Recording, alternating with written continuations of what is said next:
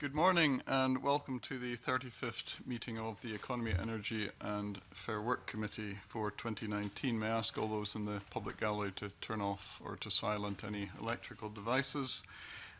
We have apologies this morning from committee members Jackie Bailey and Dean Lockhart, and we have Tom Mason as a substitute for Dean Lockhart. The first item on the agenda is a decision on taking business in private, which is to take items 3 and 4 in private. Is the committee agreed? Yes. Thank you.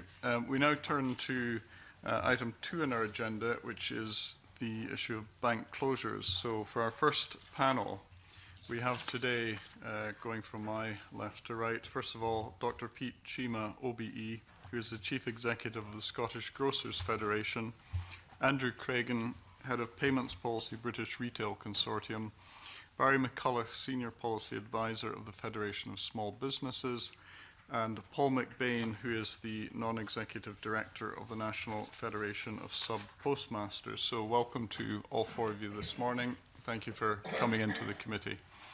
If I might start, before we move on to other committee members' questions, with a general question about access to cash and the challenge that may pose to businesses.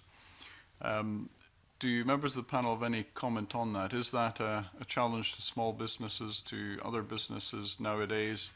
And if so, are there ways that have been found to overcome this?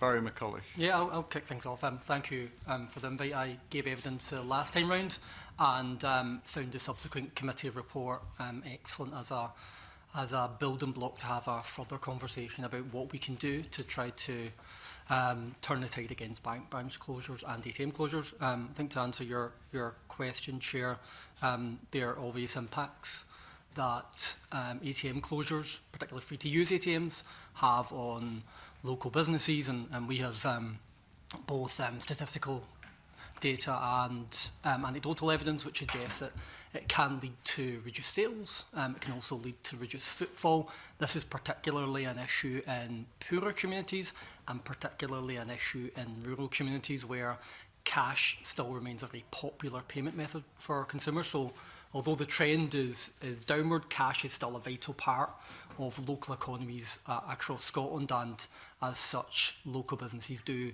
continue to find it difficult to not only service customers, but also to access the cash themselves. And have there been any solutions that have been?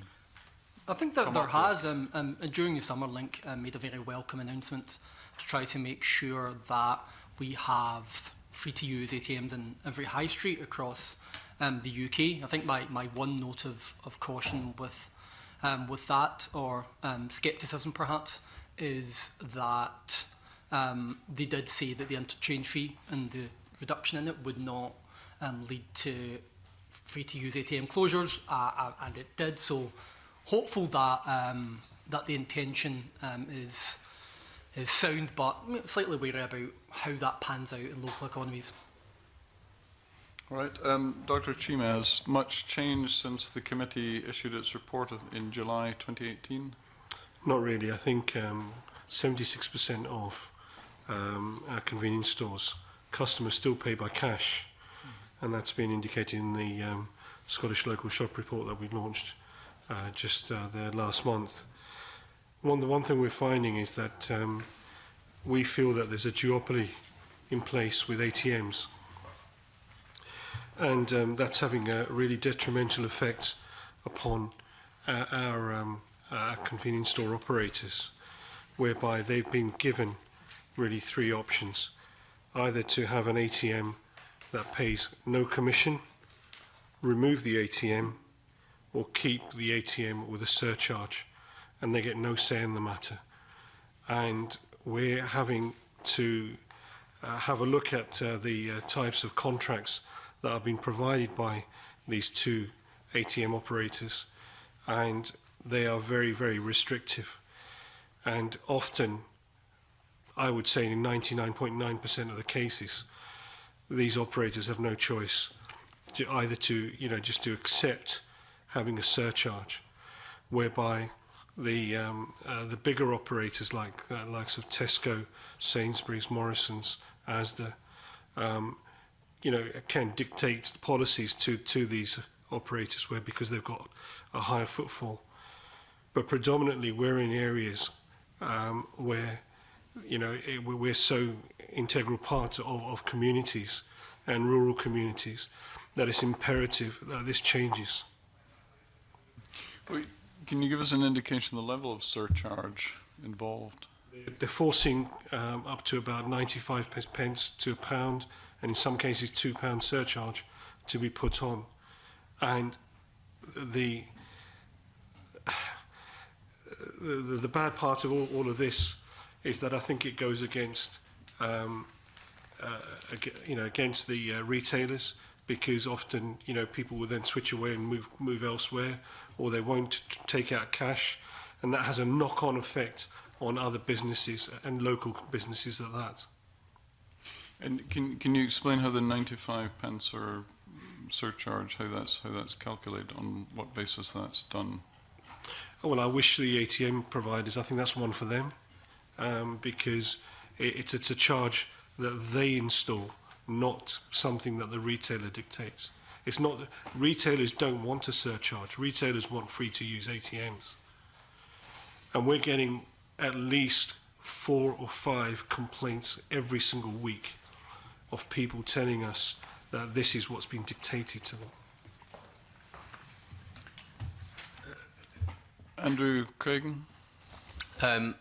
Yeah, thank you, Chair. I think picking up on that, it's worthwhile pointing out that the Payment Systems Regulator is currently looking at, and I'm obviously not here to speak for the PSR, but I'm aware of this and submitted for the BRC a response to their call for evidence. But the PSR are looking at the structure of interchange that lies behind, or the link interchange fees that lie behind the operation of ATMs, with a view to changing that structure.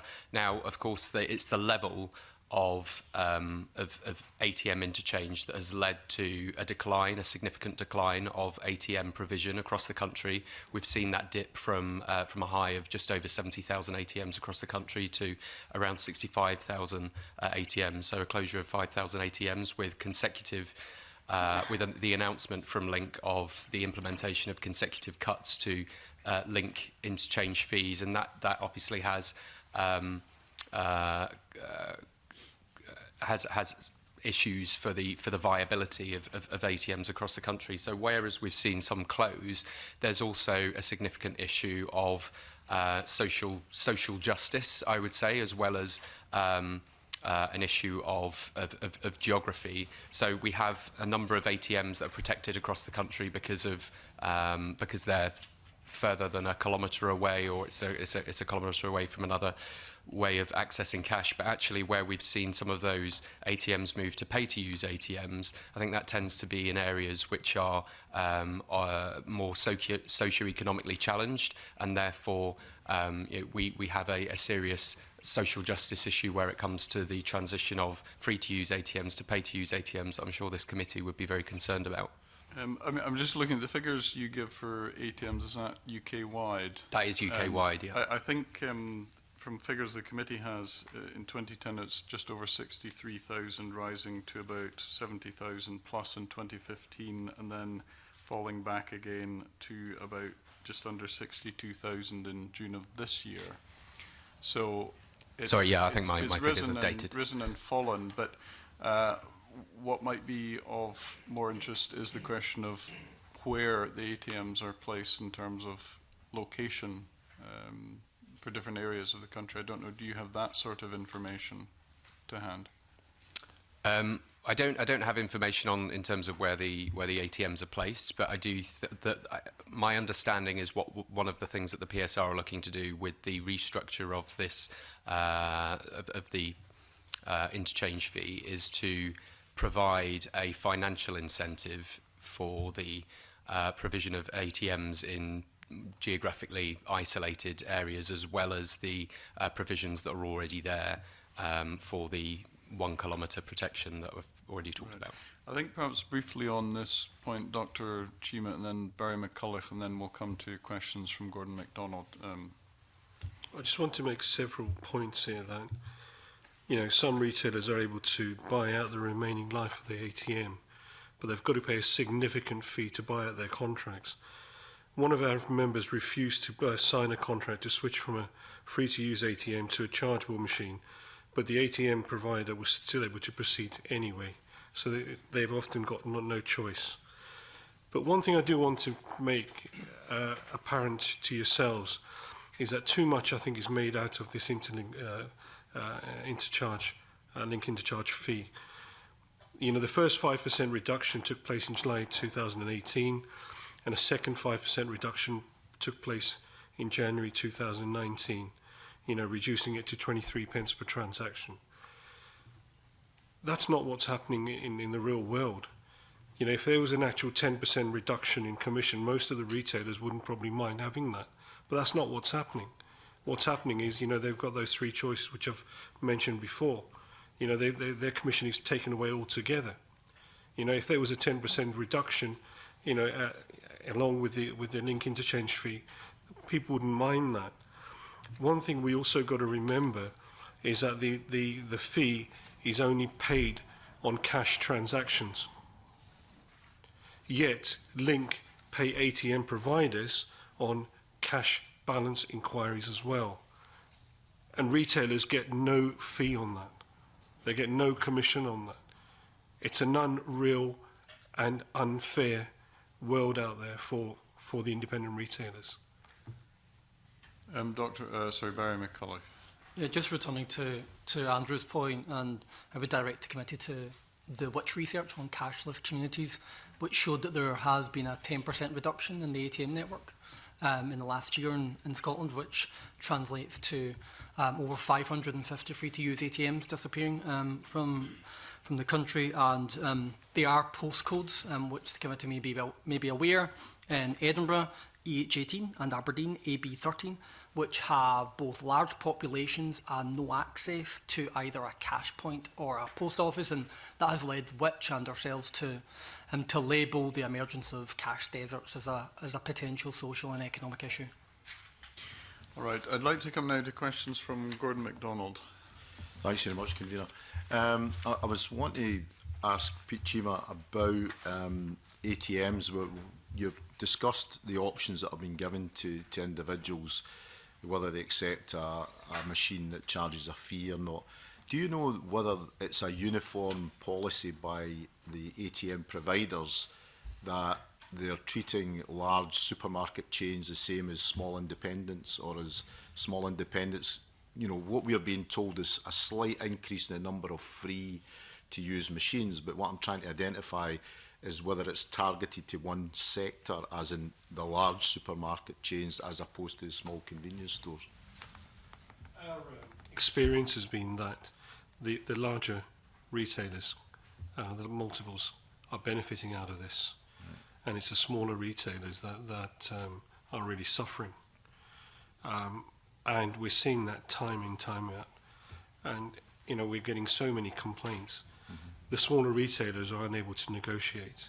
They don't have the power, they don't have the income or the resource to negotiate the kind of contracts that the larger multiples can.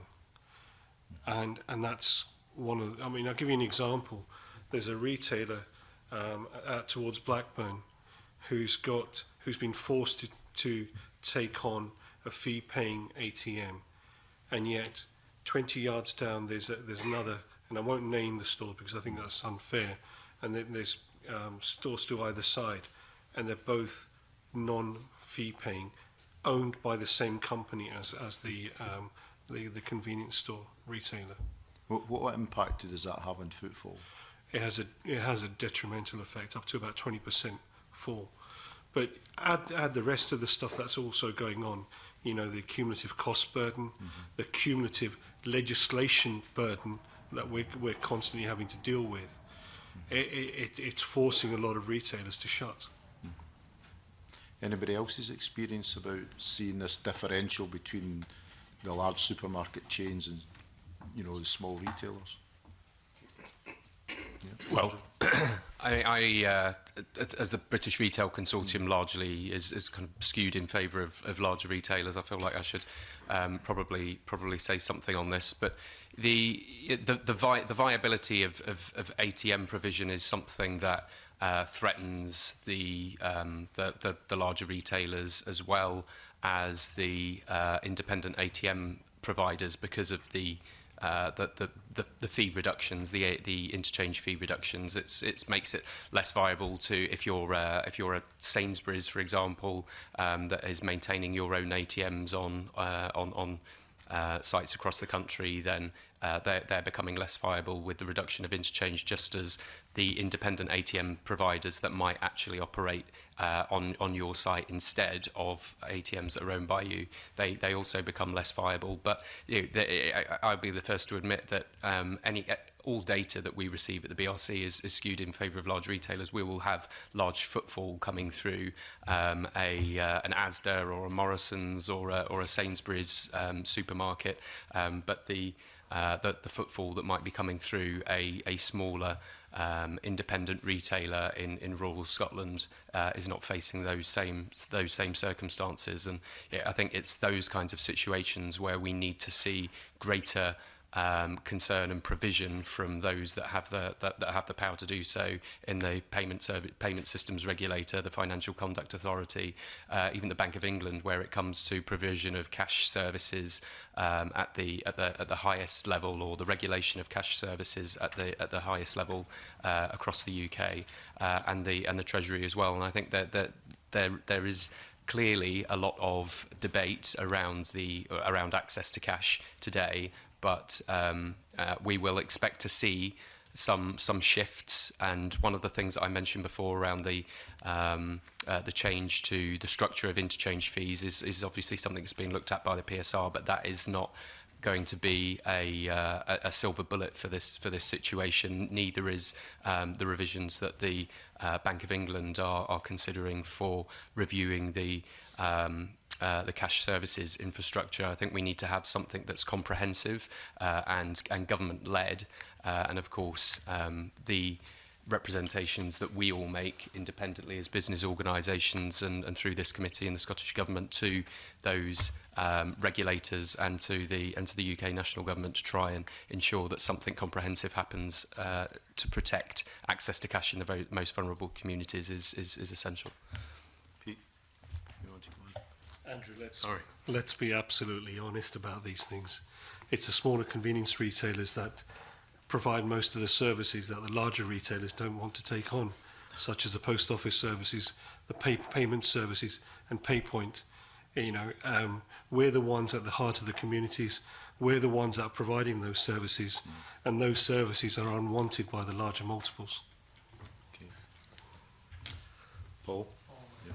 Chair, the post offices have got an integral part to play with cash. We have 11,500 offices in the UK, and free cash withdrawals at all post offices. But what I would like to go back is onto ATMs.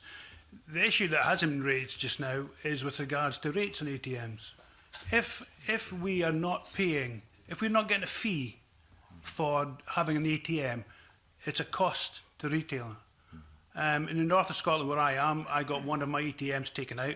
It wasn't a post office one, it was Note Machine, because they stopped right away with any commission rates. But I was left with the burden of paying the rates. Now, I can't be seen to be paying for a free cash machine. So we got the cash machine taken out. Since then, I now have a post office which we can offer free cash withdrawals. So it's not plain sailing with regards to ATMs coming in or going out or what the public see. There's a lot of hidden issues as a retailer that we have that they're not seeing. And the biggest thing that it gets to me from the post office point of view and as an independent retailer is rates on ATMs. Moving on to my other questions, in terms of the access to cash review that took place March 2019, the final report came out.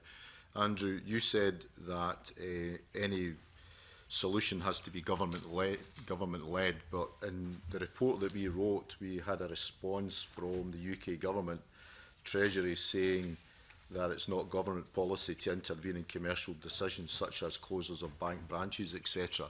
How do we move this forward and find a solution when banking regulation is reserved to the Westminster Government, and they've already indicated as late as September of this year that they're not going to intervene in commercial decisions? Well, I think that question is spot on. It's not really it's for all of us, I think, really across society to ask these big questions, essentially, of what is a public good, what constitutes viable, where do thresholds exist for when something is viable or ceases to become viable. Should we be demanding more of our banks if they're not cooperating, or people or businesses in vulnerable communities are left behind? What action, mandates or directions do we expect the government or regulators to take?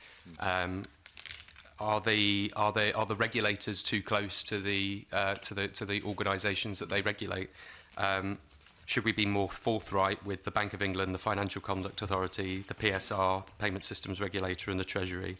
It seems to us, from the perspective of the British Retail Consortium, that action certainly in the payment space, which I work in, action in the payment space, it always takes too long. It's always too little. It's always too late. The impact has been. The harms have already significantly impacted the industry, but there is no situation in which the impacts are more damaging than in the kind of situation that we're talking about. We're talking about vulnerable communities because of their size, because of their isolated locations. We're talking about the a critical level of economic viability being breached in area after area, cash deserts being left in certain parts of the country, and it's crucial, I think, that we expect more urgent action from government in this, or we expect the government to be more demanding of the regulators that they've essentially devolved these concerns to the FCA, to the PSR, because certainly from our perspective we get extremely frustrated about the lack of action, but actually for small independent retailers, some of whom we do represent within our membership, and for those vulnerable communities, the impact of this is critical. Anybody else want you, Barry? I think Mr. MacDonald raises probably the key point of this session. Do we leave it up to the market, or do government intervene and regulate? And I think that, as you mentioned, the UK government has not shown the appetite or willingness to do the latter.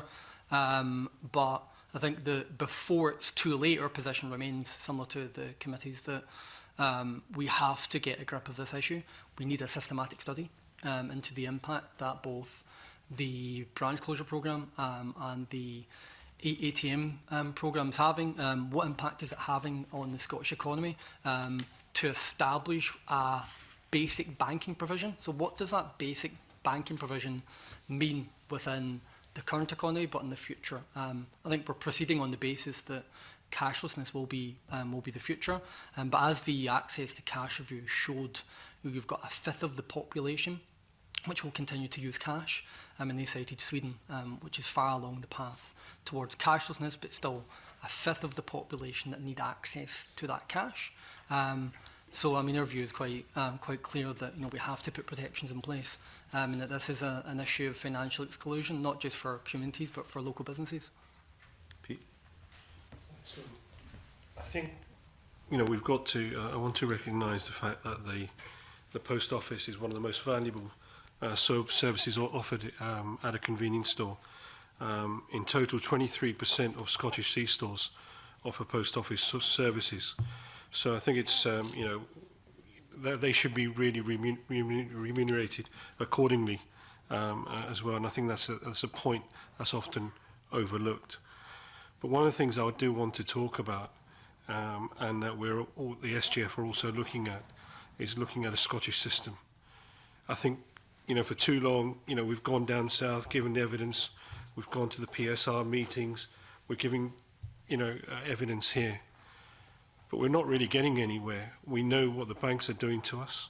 We know in terms of loans for small businesses, how restrictive they are, the covenants and the problems they're creating, what they're doing in order to drive cash out of the business to make sure that we're driven one way without wanting to go that way. So I think it's about time that we looked at a Scottish system. What that looks like, I think, we're trying to have a look at, but I think it's imperative that we go down that route now. In terms of the costs of running the post office, we've had the recent review where the 28 banks are signed up for a new 3-year agreement starting in January. Paul, is that going to address the concerns of post offices that dealing with bank transactions isn't really profitable for them? So we are getting better. The post office have put more money into the purses of the postmaster. There is going to be some more money coming in April. Is it enough? No, it's not enough. But for a postmaster with the amount of business, especially business banking coming through the counters, there has to be a change in the formats that we have in situ just now. When you have a main office which has a secure area, it's not an issue.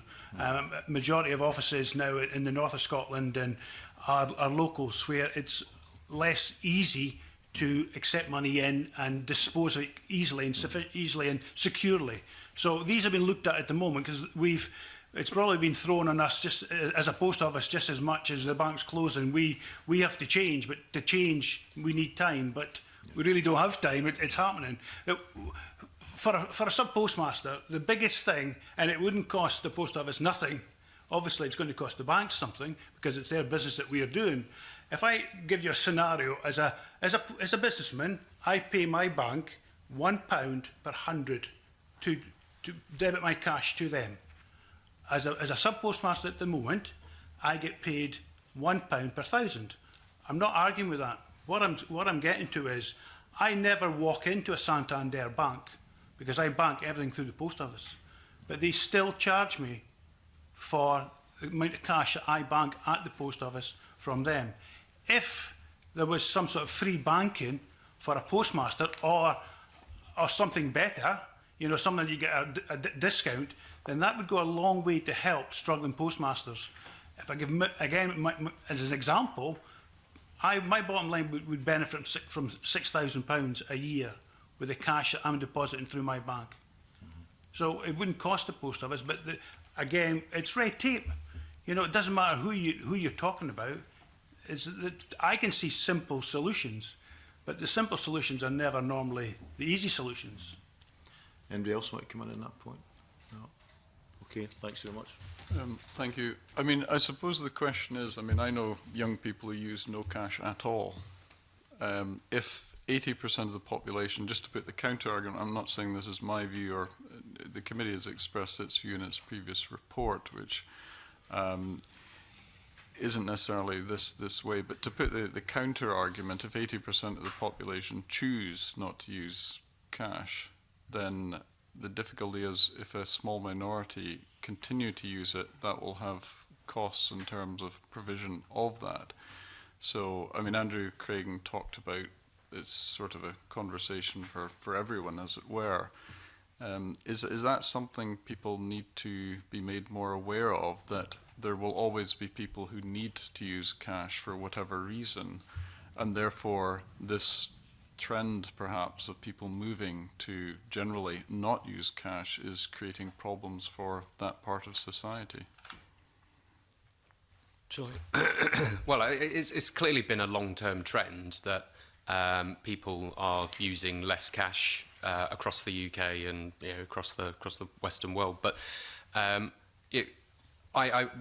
British Retail Consortium produces an annual payment survey every year, which I put together, and the survey was published this year on last year's statistics, showed that we have £80 billion worth of cash transactions in the retail industry alone in 2018. 8 billion of the 20 billion retail transactions that took place in 2018 were made in cash. That's almost 40%. So we're not talking about small numbers of people here. And the PSR, the Payment Systems Regulator's own research, shows that I think 31% of people in Scotland prefer to use cash than any other payment method, and that is a statistic which almost universally grows when you move out of urban areas into rural areas, and yeah, there is also the issue of those that need to use cash. People choose to use cash for a whole range of reasons. 58% of cash preferers choose to use cash for budgeting reasons, which is clearly something that is a significant it's a significant reason to want to use cash and should be protected. But for some people, it might be security reasons. But I think for cash services, which I think is now part of UK Finance, show that 2.2 million people are cash dependent or use cash, depend on cash to make their day-to-day transactions. So that is something that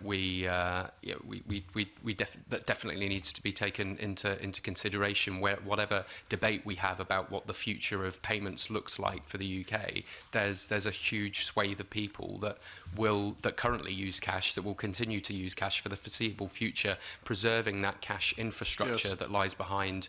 The cash infrastructure that lies behind that is a critical element of this, and ATM provision and bank branches are clearly all a part of that, and the mechanisms in terms of interchange is a sub-part of that. Does not more need to be done to make people more broadly aware of that? And if so, what can be done? Because if more and more people go one way rather than the other, does it not inevitably lead to to be fair, I wouldn't say it's people that need to be aware, because it's the banks and the businesses that are in a position to provide that infrastructure that need to be either incentivized or mandated to continue to provide that infrastructure, so that we don't lose that critical cash infrastructure for communities around the country. But I don't really see it as a public information campaign as such, because if people choose, and the main reason, let's face it, why cash use is diminishing is because people choose to use card, digital payments. People are choosing to use less cash, and so I don't think that there is a public education exercise to be done here in the virtues of using cash if people don't choose to use that. But what we do have is a civic responsibility across industry and government to ensure that for those that need to use cash or prefer to use cash, then the provision of that infrastructure is maintained. Dr. Cheeman, then we'll come to questions from Colin Beattie. Thank you. I think the main point here really is that retailers are really responding to demands for other payment methods and other ways of paying, such as contactless payments, debit cards, for example. Debit cards, 92% of our stores have debit cards, 88% of credit cards, 82% of contactless payments. So we are responding to that change, but cash is still king. Colin Beattie. Thank you, Convener. I'd like to maybe broaden this out a bit on the post office side. I've had experience in my own constituency in Midlothian North and Musselburgh where bank branches have closed, ATM facilities have vanished in rural areas and actually in some of the more urban areas. And the reassurances we get at the time are that post offices are there for a backup and will provide the substitute facilities. But do post office branches actually offer a suitable substitute for small business needs? And if not, what does the post office have to do to be able to address that? Good question. First and foremost, we are able to do it. But when a bank closes, they literally walk away from a community they've probably served for 20, 30 years without a hearsay, and it's extremely disappointing. They make no matter of fact to the vulnerable and infirm, and they tend to come to the post office because these are the people that need a one-to-one service. And as long as a post office is still there, they will continue to go. So on to the question, with regards to what the post office can do just now from bank, we can do cash withdrawals and we can do cheque deposits. The biggest thing with cheque deposits are, at the moment, because it may change, is a person depositing a cheque within the post office have to have a cheque envelope which they can get from the post office, but most importantly, they need a pay-in slip, and that is only available from their bank. The banks do not tell their customers this. They say you can deposit cheques at the post office, which is true, but not without a pay-in slip, and they can only get a pay-in slip from their bank. So that's a major hurdle that we have when banks close. So within business banking, you can deposit cash in a local one that you were talking about, open plan, up to £2,000 at a time at the moment. So that can have a detrimental effect on businesses that maybe have £4,000 or £5,000 to bank at a time. The only way they could do that at the post office at the moment, an open plan one, sorry, is by coming 3 times, because we can only take 2 for secure reasons. Can I just clarify that? Yep. So if a retailer comes 3 times in one day, yep, for £2,000, that's acceptable? Yep. It's per transaction? Per transaction. The maximum we can accept. Is that because of cost? No, it's because of security. It's because they get to secure the money. So the drawer has a maximum that it can carry. So the post office have agreed, it used to be £1,000, because that's how much you can have in the drawer at one time. It's been changed to £2,000, but that money must be dealt with securely.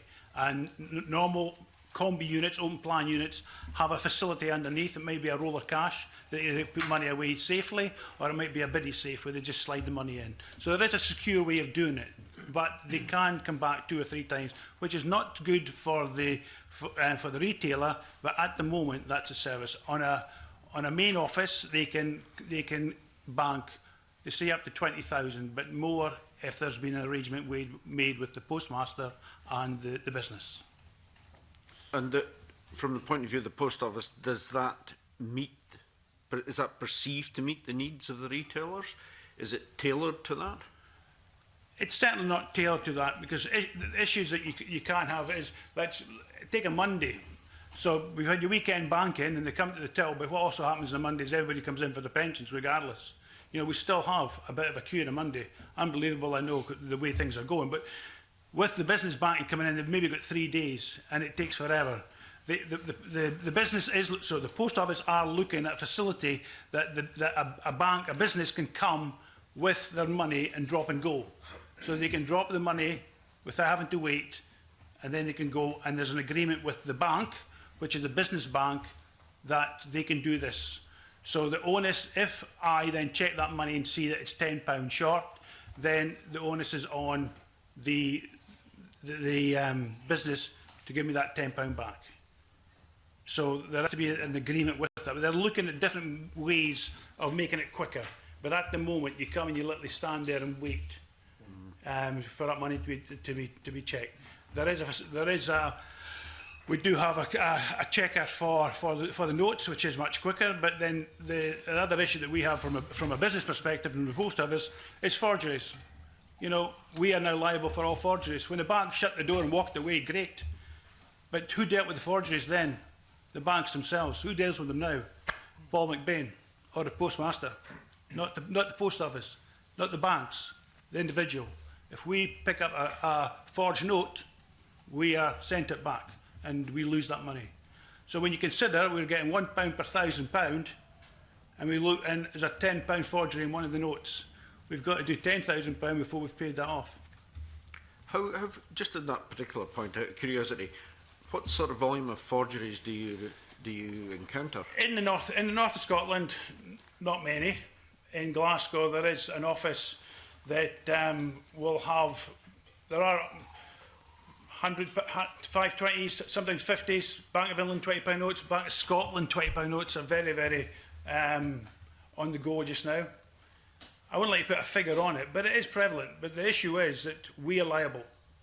So although we check it on a machine, a Bank of England, on the machine that we have, for security, there's a 6-point transaction. So if a Bank of England note, then it'll knock it back. So on the Scottish notes, the Scottish 20s just now only has 2, maximum 3. And we have to separate all the notes to ensure that we are doing it correctly. If you don't separate the notes, you're just counting them, then you're liable to get forgeries in there. A lot of extra work. So, from the retailer's point of view, From a retailer's point of view, unless we know that forgery has come from the retailer, our retailer in particular, then we would hand it back to them. but in terms of the services offered by the post office as a substitute, how do the retailers view that? Well, we can offer them the change. We can give them the service that they want, that they require just now. So cash deposits, change. That's what they're looking to do at the moment. I was kind of hoping the rest of the panel might have a Oh, view. beg your pardon. I was on the roll there. I think, as Mr. Beattie highlighted, the banks continue to rely on post offices as the main alternative when they desert local communities, and will continue to do so. And I noted that in a letter to the committee from RBS, they were almost implying that the post office is better than their branch because, and I quote, it provides longer opening hours than their branches and weekend access. And this is the idea, but I think as Paul mentioned, it's just not panning out that way in reality. And it's not panning out that way because however good the post office is or becomes, it's no substitute for a well-resourced bank branch which has intensive knowledge of the local business base and the local economy, and they can provide basic banking services, but also importantly business advice. For that small business to take the next lending decision that will be very important for them. So I feel like we're losing that infrastructure, and I think Paul again illustrates that there are clear capacity and capability issues within the post office network to perform that task for business customers. And I think there are questions about the financial support that post offices provide, but I think that there's longer term issues when the post office promotes itself more aggressively to business customers. Can they cope?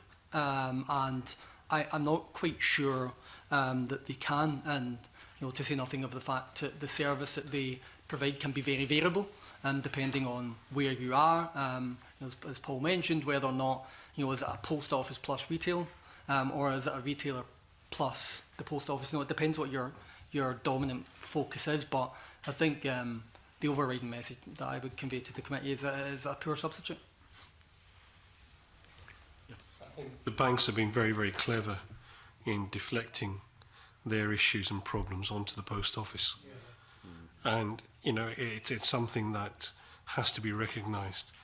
And one of the very nice ways they've done it is by imposing maximum cash charges on retailers. So gone away are those fixed charges, gone away those 20 pence per £100, and now to deposit every £100, you've got to pay 69 pence. Great, isn't it? But looking at what the post office is providing at the moment, what additional services does the post office need to look at in order to be an effective support to small businesses? Now, I'm not talking about the charging here, which is a separate issue, but the actual facilities provided. They're never going to be able to provide all the facilities because different people bank with different banks and they have different relationships within those banks. They can only provide the cash in, cash out. The other services they want, whether it's a credit card, whether they want overdraft facilities, whether they want loan issues, they've still got to go back to their bank. And how are they going to do that? Where are they going to go? Who are they going to talk to? What kind of relationship do they have with somebody down in Manchester? Though they don't know anything about their own business. And this is a clever way of just deflecting something onto the post office. The post office is not a substitute for banks. And that's another reason why I would still ask the committee to start considering a Scottish system. Yep. Just to pick up a couple of things on Pete's, I think we can do the business. I think that the Post Office are capable of doing the banking for small businesses. We're not a bank. I've never said we were. We are not a bank. But there's other things that we could do to help facilitate when a bank closes. Simple things like accepting their bills for credit cards. You know, they have to post these just now, because the bank is probably a provider of somebody's credit card. It's not as simple as being a Bank of Scotland credit card. It's probably a Bank of Scotland facilitated by A, B and C. So it's not. It could be done. It's simple to do. It's just a barcode transaction. Other things that we should and could be able to do is transfer funds from a bank account to another. So if you have a Bank of Scotland and you've got a savings account, we can't touch a savings account. They can't withdraw from a savings account. They're not told that. They can draw from a basic bank account. But there should be a facility to allow them to transfer from one account to another and to get a balance. One other thing would be with regards to the north of Scotland, when you've got the foreign cards coming to withdraw cash. They can do it at an ATM, they can't do it at a post office. That's an angle that we are looking to be able to provide a cash withdrawal from a post office with, say, a Deutsche Bank card. At the moment, that's not available. So there is things that we in the post office, we as postmasters feel that can be available. But is the fundamental problem not that the post office, and correct me here, isn't actually a clearing bank? They're not part of the clearing system? I couldn't answer that, to be honest. There's an esteemed colleague behind me that probably will later on. We take the money in and it goes away every week, and that's the volume. My volume has trebled in 5 years, and I'm talking 6 figures, trebled, and that money has got to be checked and sent away. Yeah. We can't do what a small business requires us of. We cannot do is service a bank account for a client. The focus I'm hearing here is all about cash, in actual fact, and the handling of cash and the disposal of cash. Yeah. Which brings us back, of course, to where we started with all this. Is it just really cash that is the critical thing for retailers? Now, I understand what Pete was saying there about the credit facilities and all the rest of it, and dealing with the bank. But is the critical factor for retailers, does it come back to handling cash? Cash and ATMs. It's as basic as that? It's as basic as that. But I would echo one other thing, and I think Paul probably would have mentioned this, and he may have forgotten about it. We've got to make the post offices more viable. We've got to give them the income to deal with the extra burden that they've been lumbered with. And at the moment, if he's been able to treble his intake and workload, I bet you your bottom dollar he's not been paid treble the amount of commission. Yeah. And the governments all talk about living wage and all the rest of it. And I'll tell you something: there's a lot of sub postmasters out there that don't get half of the living wage. Sorry, you want Mr. Chair, look, sorry, I don't disagree with what Pete's saying, and for me that's not prevalent for this meeting. There is issues with the way we're paid, but we're purely talking about the banking and the availability of cash. And I feel, as an NFSP member, as a sub-postmaster, they are listening to the way that we're paid. Things are happening. We're not paid sufficiently. I won't dispute that. But that's not for this table. I'm just looking specifically on what the post office can offer small businesses and the availability of cash.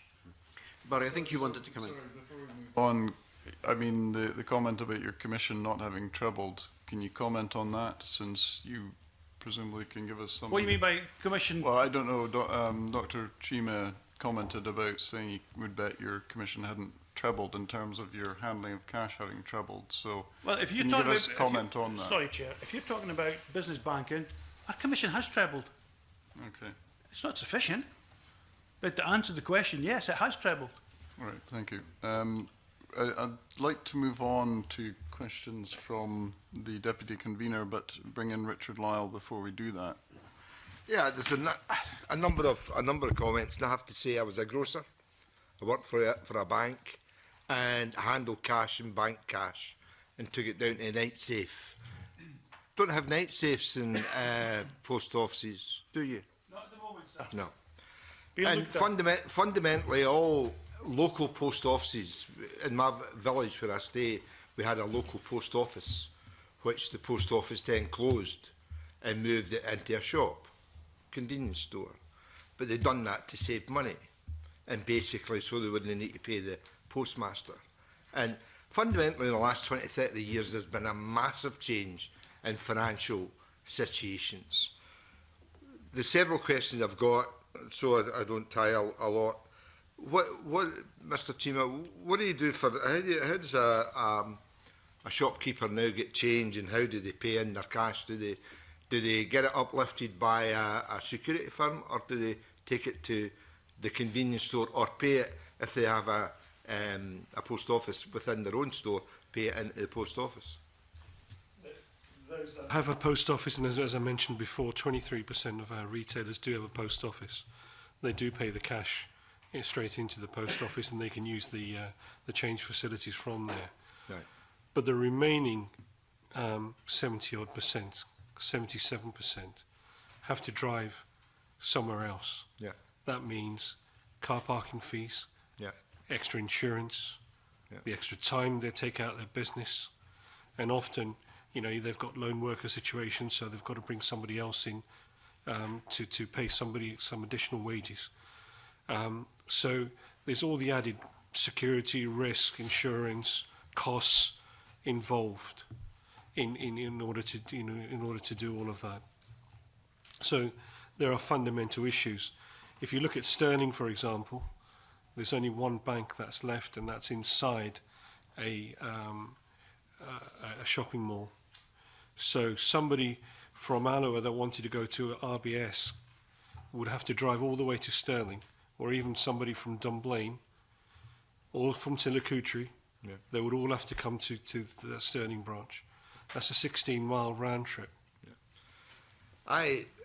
In one of the towns that I represent, Belsaw, had 4 banks in the high street. I've only got one now, and Bank of Scotland, I hope you stay. But basically, the other question I'll ask quickly, and maybe come back in later.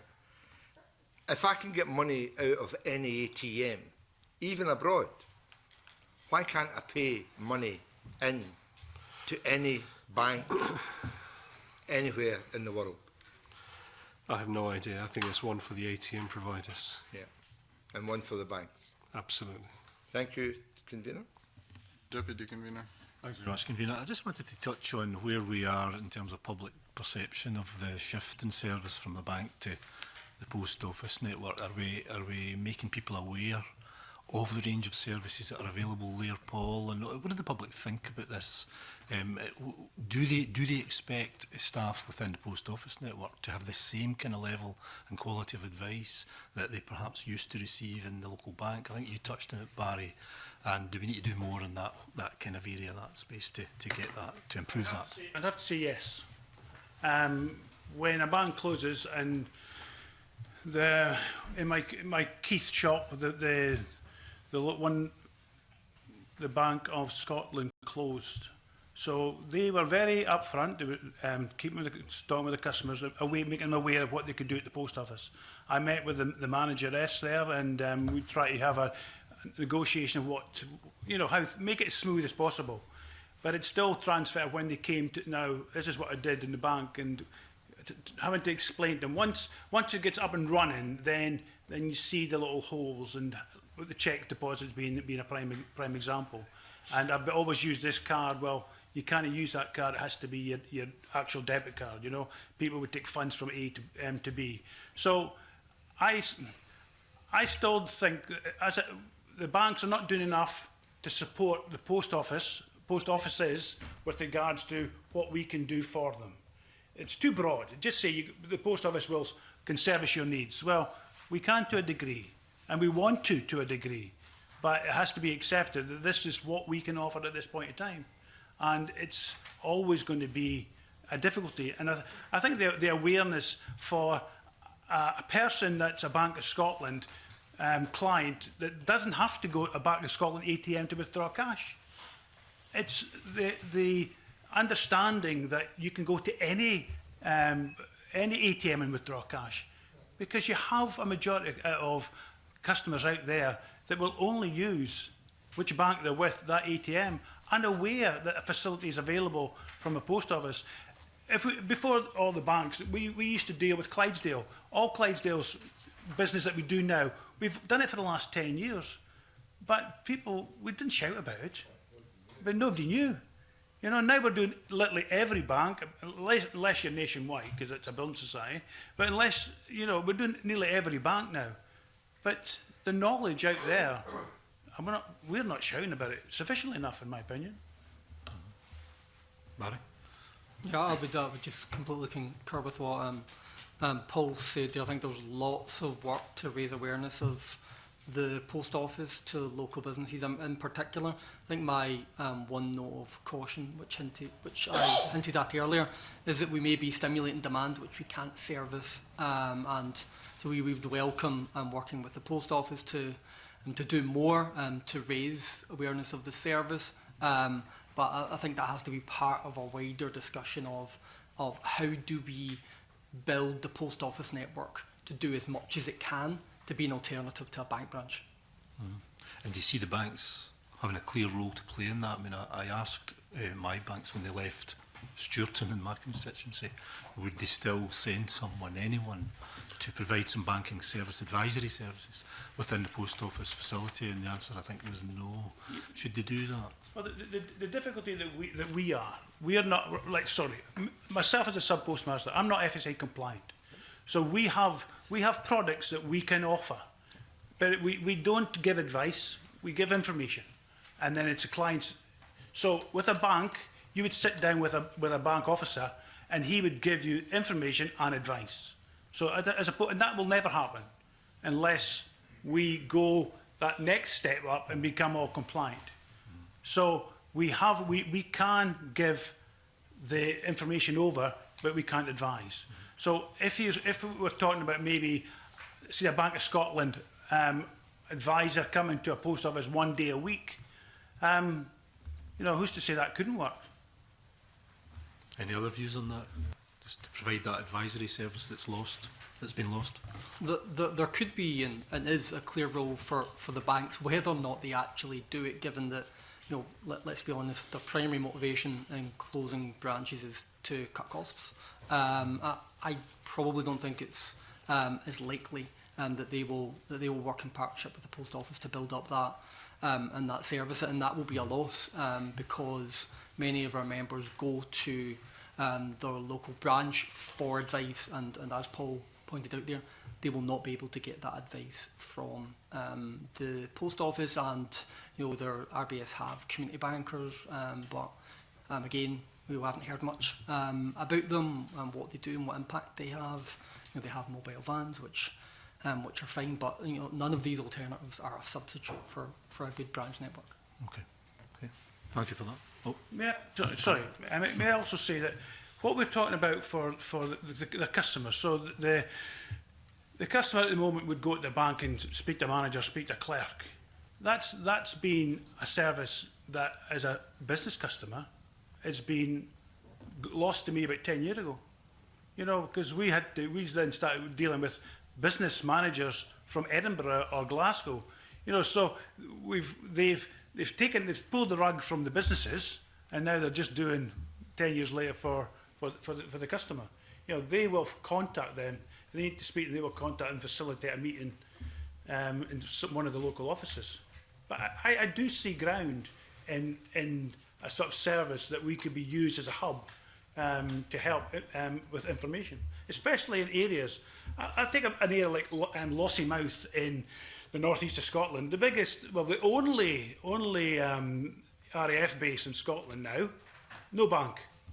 Ridiculous. But we have a post office. Okay. Thanks, Paul. Thank you for that. Okay. Andy Whiteman. Thanks very much, Convener.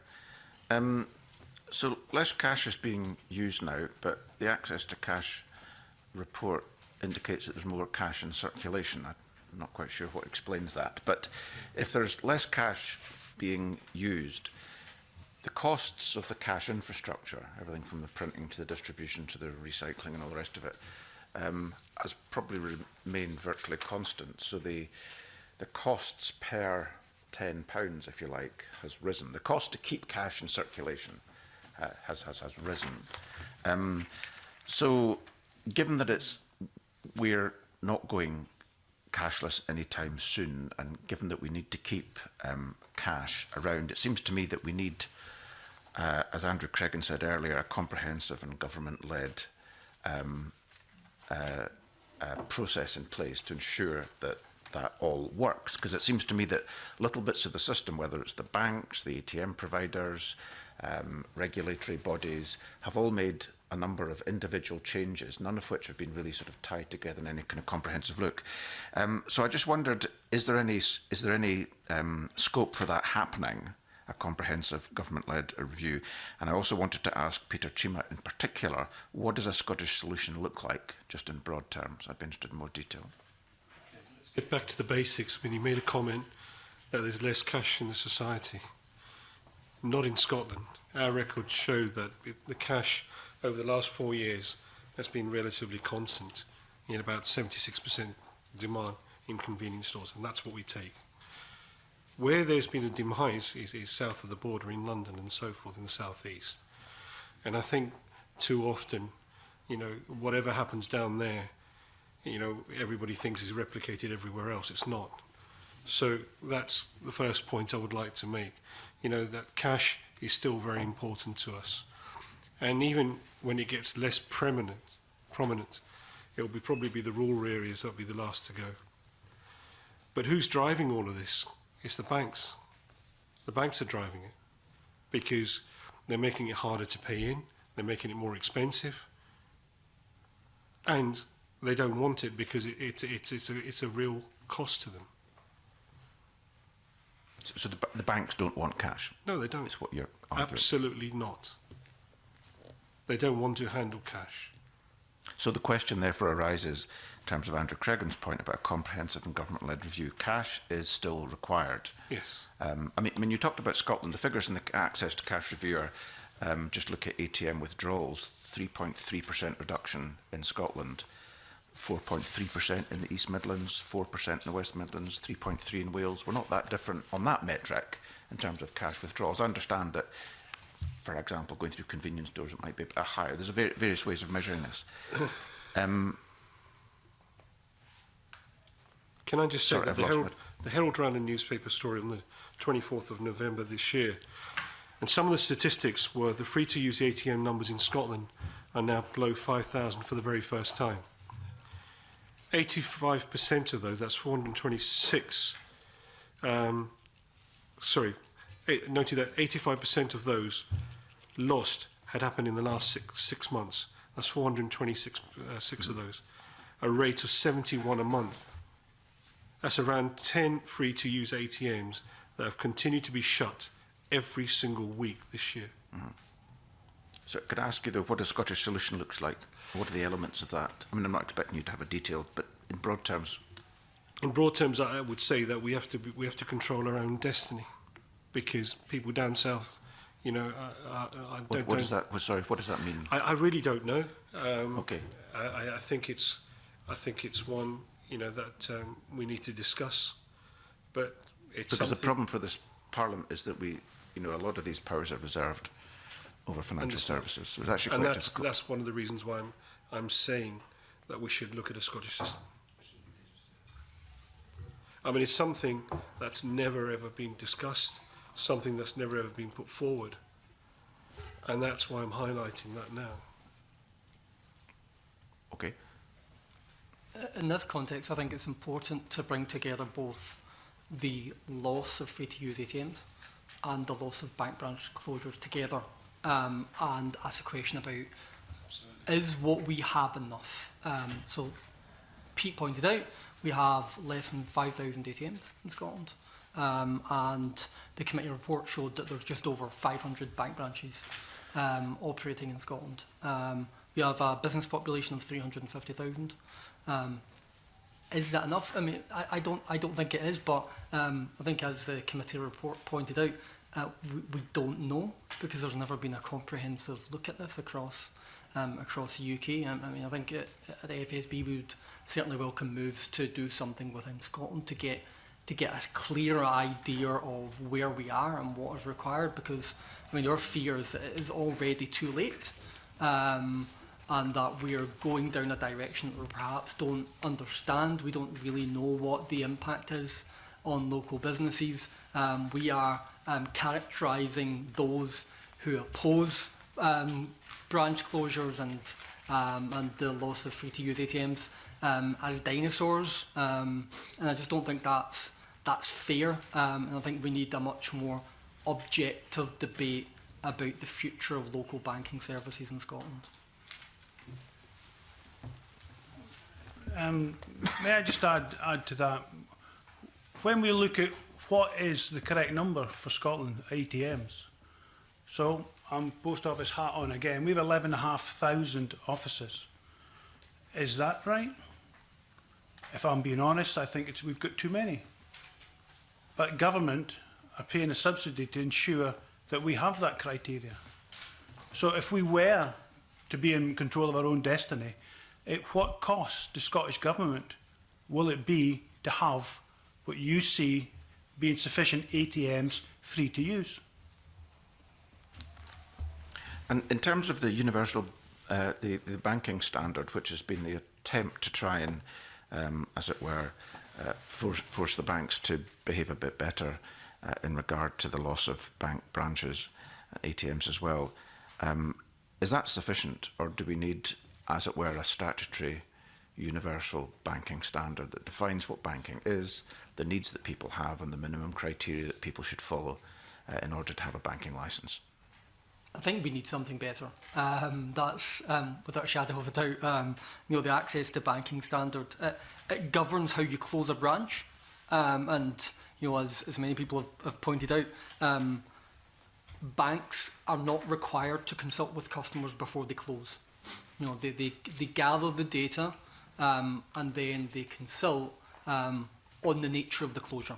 I think that is a fundamental point to understand here, that there is no ability to change the bank's decision, albeit there was, RBS paused a number of closures, but I think we have to strengthen the banking standard, whether that's through legislation or otherwise, because local businesses, to be completely candid, think it's a bit of a joke, and it's a fairly meaningless document that does not have any impact in the real world, and that's notwithstanding the fact that there was a review by Professor Griggs, but I think there has to be the ability to independently assess the proposal put forward by the bank. They're saying that it's not viable or valid, that we don't have the footfall,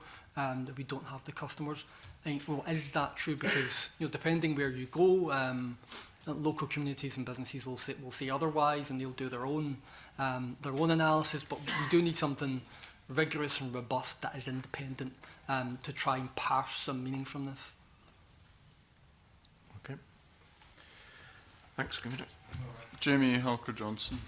Thanks very much. Good morning. Can I just ask very quickly, in terms of access to cash, which obviously in my area, Highlands and Islands, is really important, is it possible for retailers still to provide cashback services? You used to be able to get cashback as a simple, normally with a charge. Is that still available, given that you can pay for a cup of coffee now, whatever, by a...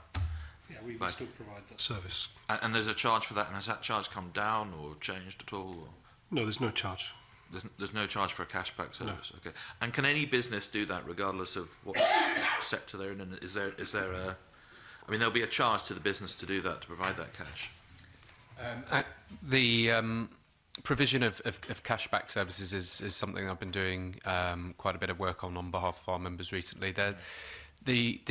Again, this actually comes down to the mechanisms that lie behind it, which are always fees and charges, as boring as that might be to discuss. But the interchange fees that are levied on card transactions are obviously quite excessive for. It's a different discussion, but they're quite excessive for retailers. I spend most of my time trying to campaign for those fees and charges to come down. But they're applied in variable ways depending on who the retailer is. So most of our larger members, the big supermarkets, will pay a card fee for the proportion of a transaction that is a purchase, and for that which is cashback, there will be there will simply be no interchange fee charged on that part of the transaction. But for many smaller retailers, that cashback might be a service that they're providing, and then they're actually paying a fee to the bank for providing a service which the banks should be providing to their own customers. Essentially, for the retailers to provide a banking service, they're paying the bank for the privilege of doing so. So this is something that needs to be reversed, and we've been campaigning for a reverse interchange in the same way that there is for ATMs. So the fact that the ATM interchange has been going down and making ATMs less viable is a concern, but actually when it comes to cashback, you're looking at a complete opposite situation. We need to move to a situation where retailers are being remunerated for the service that they're providing in terms of cashback. And there was a recent announcement from MasterCard that they would be providing some form of reimbursement for retailers for cashback transactions on their debit cards, but MasterCard do not constitute a great deal of debit traffic in the UK. It's largely Visa, and so if Visa make a similar undertaking, then that would be a very positive move with regards to the provision of cashback and an incentive for retailers up and down the country to provide cashback, which is again part of the access to cash debate. I think that's a key element of how we meet that obligation. To widen the access Absolutely, to cash without actually any real requirement for infrastructure. Or indeed, like that. Yeah, just providing that incentive. Okay. Could I just add to that there's a payment charge for the terminal, and then there's a payment charge for the debit and credit card, and that all depends upon the company. Now there are other companies, some companies that you may have all gone in and presented your flexible friend, or and you've been declined and said, well look, we don't accept that. And the reason why some retailers would not accept it is because the charge on that is too excessive. So it all depends upon what type of card you're using and which retailer you're using it with. Now, at this moment in time, Andrew is absolutely correct. The retailers are having to swallow that as part of the costs of providing that service. Okay. So, but that could be if those charges were reversed, and there could be an opportunity. Okay, can I? I mean, we've heard a lot today and at the previous inquiry about obviously the issues with regards to government and the banking code and the like. And what we don't always hear is a huge number of the kind of solutions to how we want banking services to be delivered. And it's not just cash. Obviously, it's issues around advice, mortgage advice, debt advice, business advice, particularly in some of our more remote areas. So I was just wondering if there are any examples, maybe not within the UK, but possibly possibly internationally, where they've either gone through this process or they've kind of prejudged it happening, and have found a solution or a model that allows those kind of services to be delivered where banks maybe are pulling back. I don't know if there's any examples there, kind of practical examples that you can quote. I think the experience that I would point to is the piloting of shared banking hubs in England, and the view of our members, as detailed in our research earlier in the year on the future of local places, was that if we can pilot that model after saying that it was not commercially viable for a very long time within England, and why can't we pilot that in a rural location in Scotland to see if it works? Because it seems such an obvious solution. You know, would it be a replacement? Absolutely not, but it is something which could complement the services provided by the post office. And you know, we're learning the lessons from the pilots in the likes of Birmingham, but how this could work in a largely remote and rural country like in Scotland is unclear. And Barry, who actually coordinates that? Who funds that? How does that come about? I mean, I know they're in the trials. I think that particular pilot is organised and developed and implemented by RBS through the NatWest brand. And you know, if you look back to the Scottish Affairs Committee session earlier in the year, you had their managing director of personal banking talk about how useful this service could be become. But in engagements that we've had, you know, with governments and the banks, there's been no appetite to actually do it. And so I think to pick up your sentiment, you know, it's important that we actually get on with the solutions and stop talking about them. Yeah, and you know, was that example in Birmingham just focused on banking service, or can that be widened out to include other advice, perhaps some post office? I think from my reading of the session, it was a fairly narrow service that they were providing. Because sustainability is key, and being able to have an access service that can you know, attract business is clearly important. They can't be standalone and unsustainable, because that's what the banks would argue their branches are, and other people would argue against. I think it goes back to your point about cashback, and I think there's just unique circumstances in the Highlands and Islands in particular about how you make this work. So you could widen access to cash by providing cashback more readily within local businesses. But if you are already finding it difficult to deposit cash, you know, we have members who travel over an hour one way to deposit that cash because they have, in high season, they have a lot of it and they can't wait for the mobile banking van, then, you know, naturally they're going to think twice about increasing the cash that they have on site. And I think that's a particular problem in remote and rural areas, and how we overcome that. To be honest, I'm not entirely sure. Okay. Sorry, Paul, you're looking to... just to pick up with Barry, when Lossiemouth's last bank was closing, there was a conversation led by myself and Douglas Ross with regards to looking at doing a sort of hub in Lossie, involving banks, involving the post office. The post office would be the main stayer in there, but there would be pods in there, which could be a bank, it could be a number of banks. And who would pay for it? I think the banks have got, they should be paying for it, because they have walked away from an area in Murray, and the people there are devastated with nothing there. But you've got they've walked away and left everybody to demand something else. But what we found trying to instigate this was all the red tape. Correct me if I'm wrong, but you can't have two banks under the same roof due to some sort of legislation with regards to banking. You know, there was really some strange things were coming out with regards to getting a number of financial services under one roof. I'm not saying it can't be done. I would love to see it done. Yeah. I think there is a way forward in the north, even in the south of England as well, where it's very, very rural. Okay. Thank you.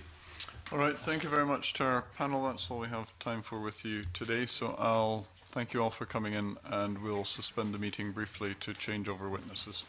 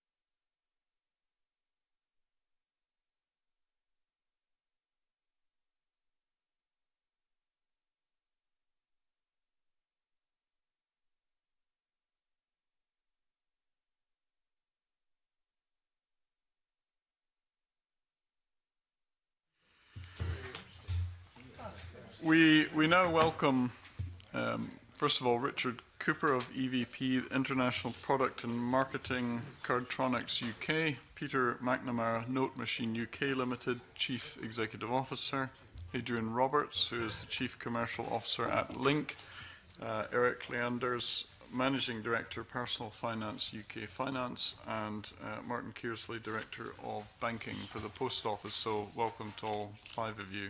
Thank you for coming in today.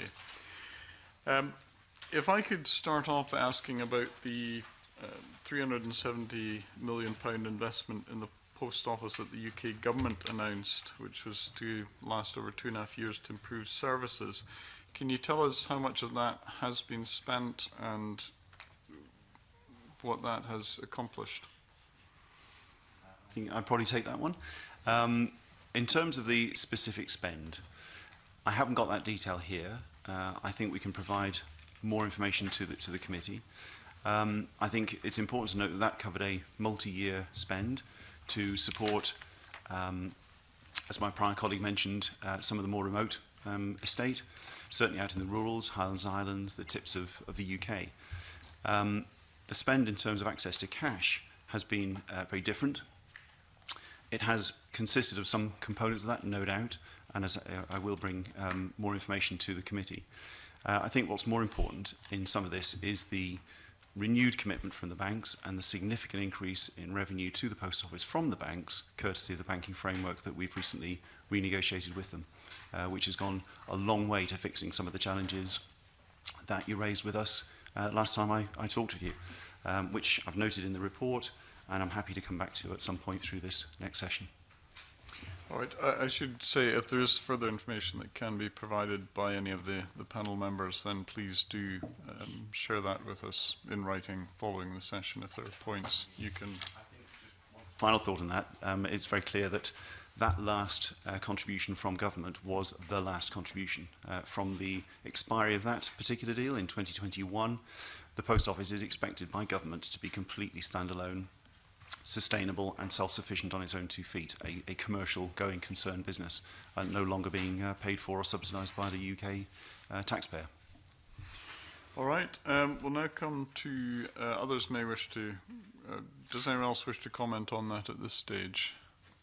It doesn't look like it, so we'll come now to questions from Andy Whiteman. Thanks very much. First of all, a sort of small question for Eric Linders. You published a report called UK Cash and Cash Machines 2019, which, sorry, I'm looking at the wrong person, which I was keen to read, but I discovered it cost £1,500 plus VAT. Why do you not publish reports like that are in the public interest and provide them on the internet for free? We certainly publish a significant amount of data and put it in the public domain. Equally, we have a commercial franchise that helps cover the cost of running our own business in the same way as other commercial entities. And one of the ways that we recover those costs is through our data publications. Have you sold? I wouldn't be able to give you that detail, but I think what you find is that for the depth and quality of the research, if you were to compare the costs of that piece of research against other academic research, it's probably priced comparably in the marketplace. But academic research is free to the public too? Sorry, academic standard of research. Oh yeah, no, I'm not doubting the standards. I'm just wondering why a trade body... most trade bodies publish research in the public interest. Obviously, it's slanted from their members' point of view, but they usually publish it for free. We'll leave that.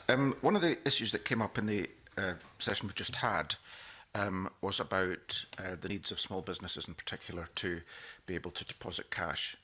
And we heard that the limit for the post offices is £2,000, and they may be making 2 or 3 visits to deposit the cash. What's the problem with having a kind of universal standard whereby cash deposits are possible at all ATMs? So perhaps I can answer that. I think Link has a view that the ability to deposit cash as an ATM would be a helpful facility to consumers and to businesses. So Link has invested and it has built the capability, the technical capability for that to happen. It is a broader industry decision, I think, as to whether that capability is turned on, and if the industry and Link's members would like that to be activated, then we'd be very happy to do that. So can I just say, the technology be turned on? What does this look like? Is this a software thing or is it a hardware thing? What is it? So it's a bit of both. Some ATMs in bank branches are already able to accept deposits, so the hardware is there. For others, that would need to be upgraded, and then there's a software piece at the back end just to reconcile all of that and make it happen. In terms of the hardware, is that an expensive thing, or is it just a question of unbolting a piece and putting another bolted piece on, or taking the whole ATM out, putting a new one in? What does it look like? So I think it's quite a complicated point, but at its simplest, it could just be putting in a new module into an existing ATM, which is a cash acceptor module, but it would depend on that ATM. So the barriers at the moment are regulatory? Or Sorry? What's the key barrier to turning that on, as it were, that capability? I think it's the industry saying that they want to do it. So it's banks saying... I don't think it's just banks. I think it's ATM deployers as well. Sorry, what as well? ATM deployers as well. Okay. Can I step into that point? Because we've been campaigning to have that mechanism for a long time. It's a nonsense that ATMs only pay out cash, so the inbound mechanism for cash doesn't exist. Yet for many banks, we provide that inbound mechanism by providing them with the technology, which of course only works for their customers at their branch. Now, we would dearly love to provide that technology at locations that are not bank branch related, so that where there isn't a bank, cash can be paid in, be that at a retailer or some other type of, if you like, through-the-wall device, as currently is available for ATMs. Now, it's a nonsense because, as Adrian says quite accurately, the software system exists for this and the mechanism exists for it. We do it for banks all the time because many of our customers are banks. It is a nonsense that it does not exist on a standalone basis because it goes a long way to addressing some of the concerns we've been hearing about for inbound cash into the system at far lower cost than paying it in over a bank counter through an automated device that does that. And that's, just a nonsense, really. Fundamentally, it's important that Link does push this, as Adrian has mentioned, and they are doing so.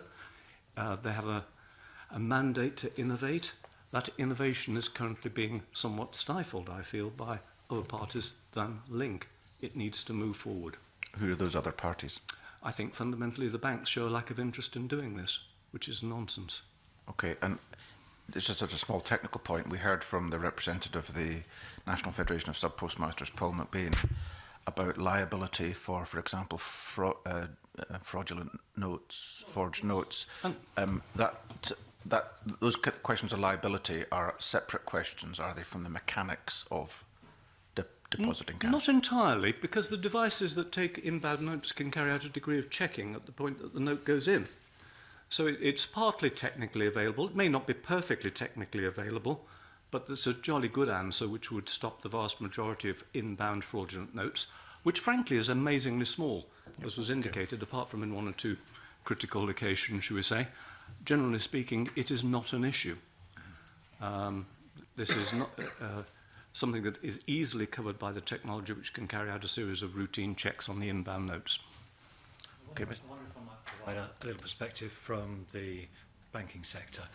First, I should say that actually this technology is being piloted currently. There's 3 sites where business banking shared in a shared utility across 3 of the leading brands is already in train. We have to be very thoughtful about introducing new technologies. We have to make sure that clearly they are absolutely effective. One component, of course, is the software, hardware upgrades within the Link network. The other key component is the extent to which it needs to interact with individual firms' systems. So there is some substantive testing that's required for that. And then on this particular point of the hardware rather than the software, most of the banks that have their own ATM cycles will have a replenishment cycle. So will in effect have a program of replacement for their machines. And clearly they wouldn't want to necessarily break that cycle because of the costs involved. So I think there's just a few nuances to the points that have already been made around the table. And in response to Mr.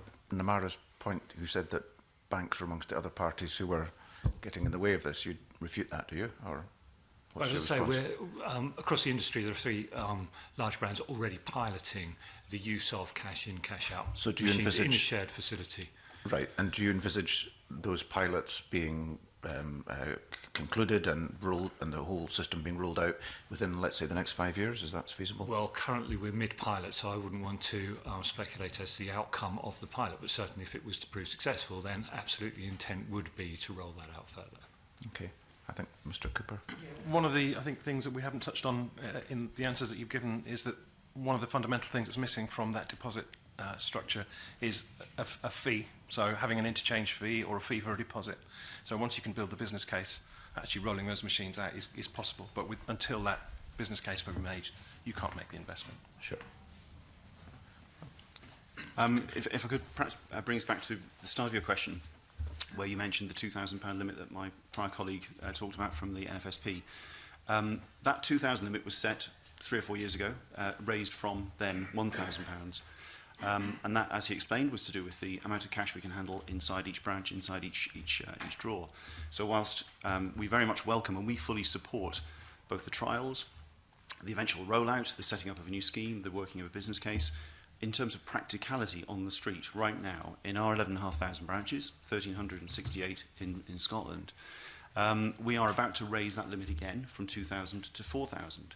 And that's in direct response to the fact that with the emergence of the banking framework, the success of the cash coming into the branches, and it is a success, I'll come back to that point in a moment, it's not without its challenges, but it's a success. What we have seen is that as the banks have closed, and small businesses choose to bank in their local post office, we have seen a huge increase in both the volume and the value of cash coming in, as Paul mentioned. So recognising that £2,000 now covers, what it used to cover was about 95% of all transactions were up to that 2,000 limit, so we had pretty good coverage of the entire market, if you like. That limit has now gone higher. So in many cases, small businesses are generating and bringing to us sums in excess of 2,000.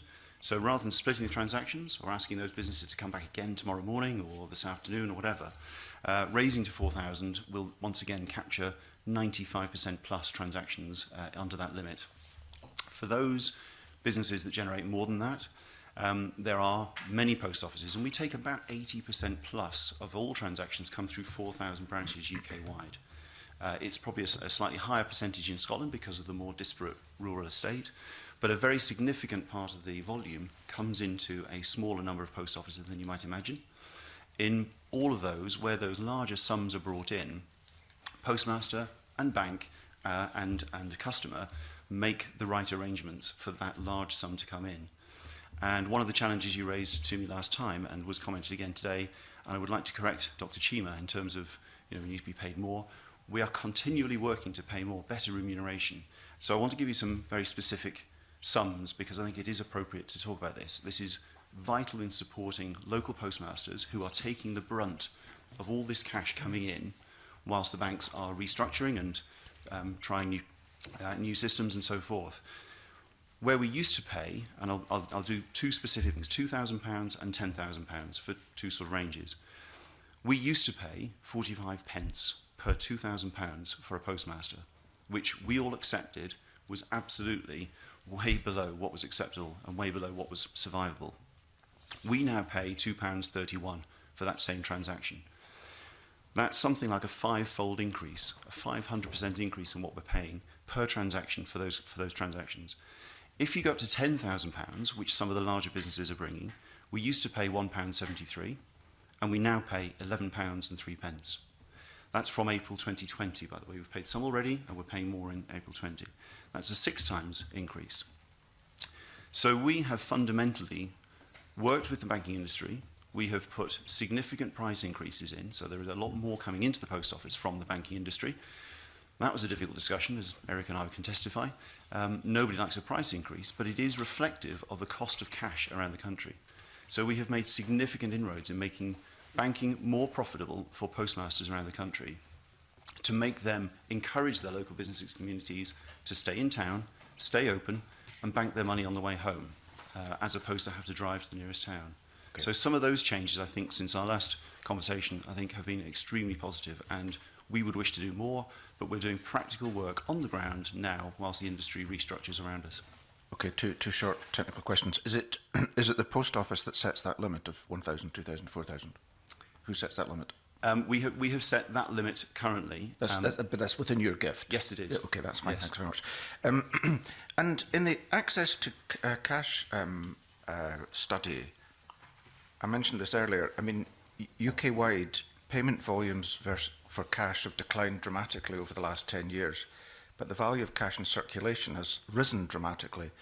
Am I just being stupid? Is that not why is that not contradictory? Perhaps Mr. Linders can explain. I think the analysis that we've undertaken has shown a consistent decline in the use of cash across the UK generally for payment transactions. We've consistently looked to predict where the decline might fall year on year, and we've actually underestimated. So it's quite an aggressive decline in the use of cash. The reason why the two numbers don't immediately appear to correlate, I'd suggest, is because what we understand is that there is a lot more hoarding. So customers, individuals, businesses tend to carry more cash than they have done previously, rather than necessarily spend it. And another data point that might substantiate that is I think we would also see or recognise that customers generally are making fewer cash withdrawals than they had done previously. So actually there's volumes of cash that aren't being recycled through the system, they're actually staying with consumers as informal savings in that sense. Okay, I mean, the payment volumes of cash from 2007 have dropped from about 22 billion to about 6 billion, but over the same period the amount of cash in circulation has risen from about 40 billion to 70. I mean, this is not just about correlation, this is actually heading in opposite directions. Anyway, maybe we'll find out the answer to that somewhere else. But sorry? The explanation is more simple, frankly. Okay. The explanation is very largely that the low interest rate cost of cash means that the management of cash has become deeply inefficient. And that's really the consequence of why the notes in circulation has increased disproportionately to the use of cash. The management of cash has become inefficient? Yes, indeed, because in effect the cost of holding it somewhere is much lower than the cost of moving it. Okay. It's as simple as that, really. So that's what's causing the system to really have very high levels of cash in circulation, notionally, not very much. I would come back on one point, though, very quickly. People keep on talking about the demand for cash falling. Well, it's a bit like saying the demand for bread's falling when you've closed all the bakeries. Because fundamentally, you've got a position where, if you take Scotland, for example, I think Sir Mark Bolliott suggested that there would be 300 ATMs closed in the coming year, where he's overachieved considerably because the price reduction in interchange has closed 500. And the number of free-to-use ATMs in Scotland has reduced by nearly 20% over the last year. So it's unsurprising the number of cash withdrawals are falling if there's a little more limited supply. But sorry, on that point, I mean, in 2010, the number of free Link ATMs in the UK was 41,581. It's now 48,465. There might have been a decline in the last year, but it's risen over the past 10 years. Yes, it has. And until recently, so did the supply of cash and the demand for cash. Okay. If I could add to that. So there's about 4,600 free-to-use ATMs in Scotland today. Back in 2010, as you rightly say, there was about 4,000. But actually, it's not the numbers of ATMs that are really what's important here. It's the coverage. So, we can all think of busy city centres where we can step out onto the high street and there are 20, 30, 40 ATMs within a 5-minute walk. And they're very well provisioned, over-provisioned, you might say. But actually, what we need to focus on is those ATMs, we call them protected ATMs, that are a kilometre or more away from the next nearest ATM, because that's what consumers value. So, if a few ATMs close in Edinburgh city centre, there's probably little or no consumer detriment at all. But it's when they close in more rural or deprived areas that can have a real impact on people's lives. So that's what Link has chosen to focus on. And I have to say that we're broadly happy with the stability of our protected ATM estate in Scotland. There's about 350 of these ATMs in Scotland that Link are protecting. Okay, thanks, Convener.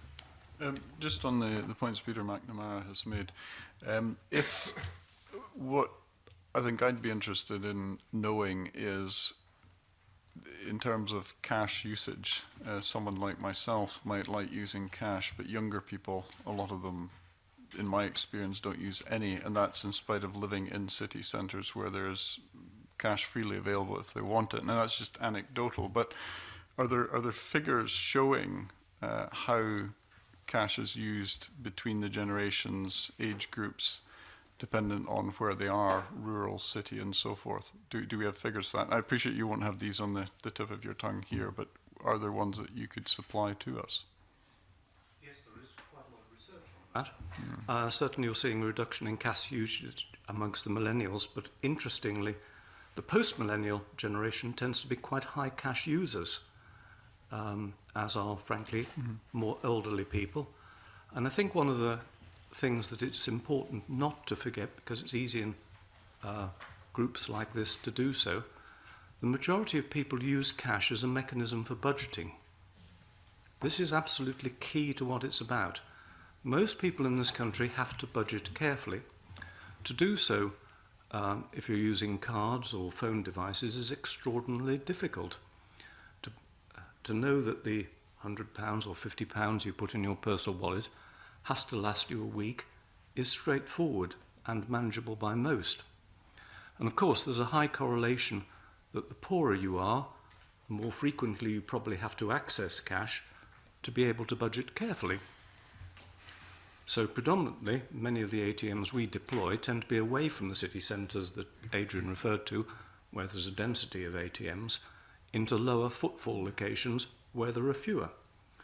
Both because obviously that's logical to meet the demand that there is in that place, but also because functionally the budgeting of cash is more important, which is why for a number of years we've had a business model that was focused entirely on the provision of free-to-use cash, and one which is now not able to do that because of the reductions that have been applied to the interchange price, pushing up the numbers of ATM transactions.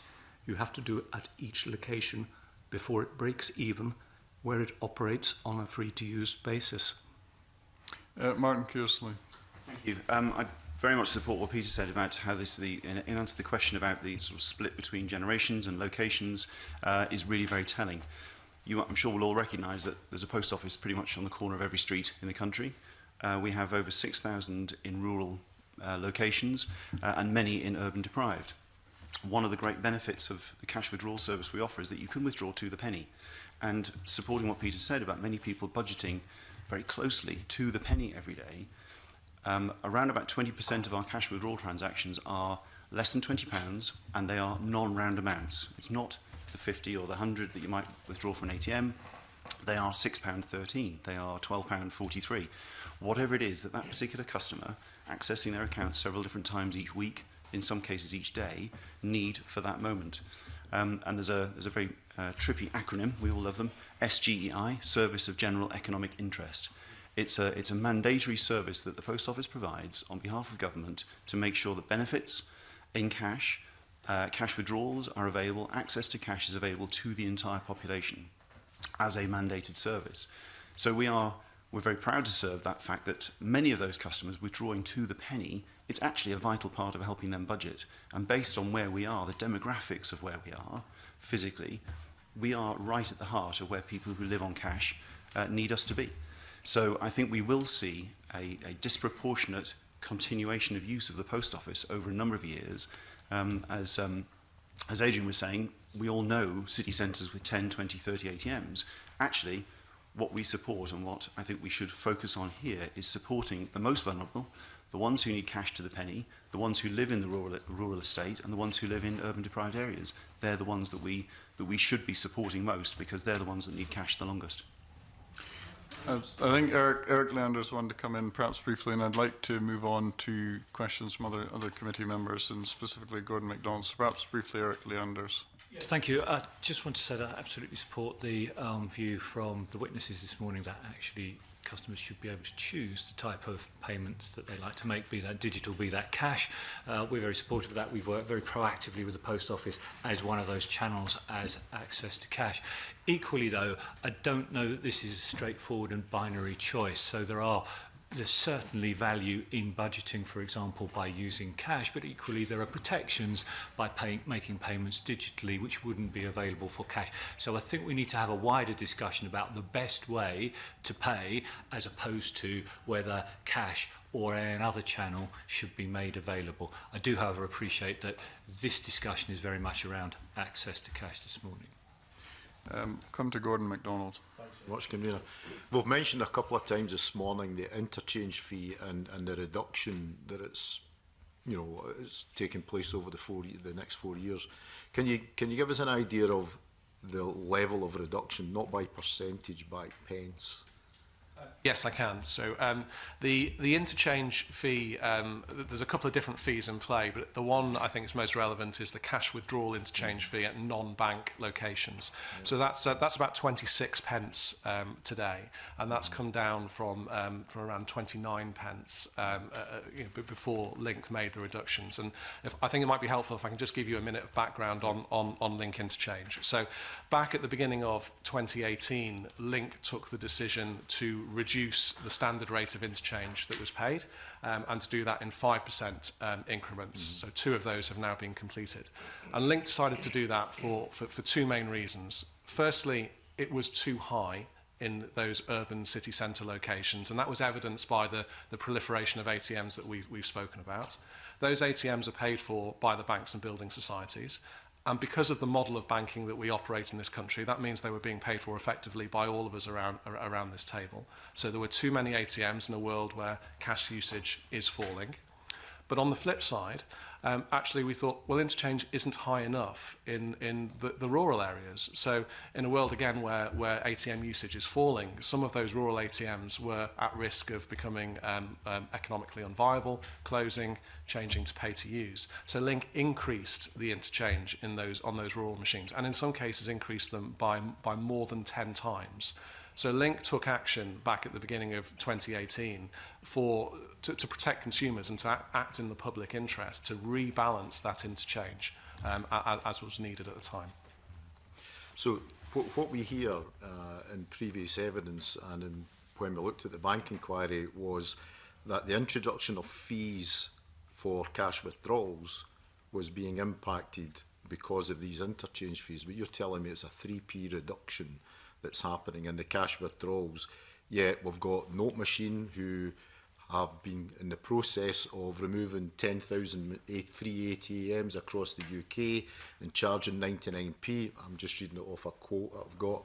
I've got Cardtronics that are talking about reducing 3,000 free ATMs, and the average sort of fee is between £1.50 and £2 per cash withdrawal. Yet you're telling us the interchange fee reductions is 3 pence. Can I respond on that? Yeah.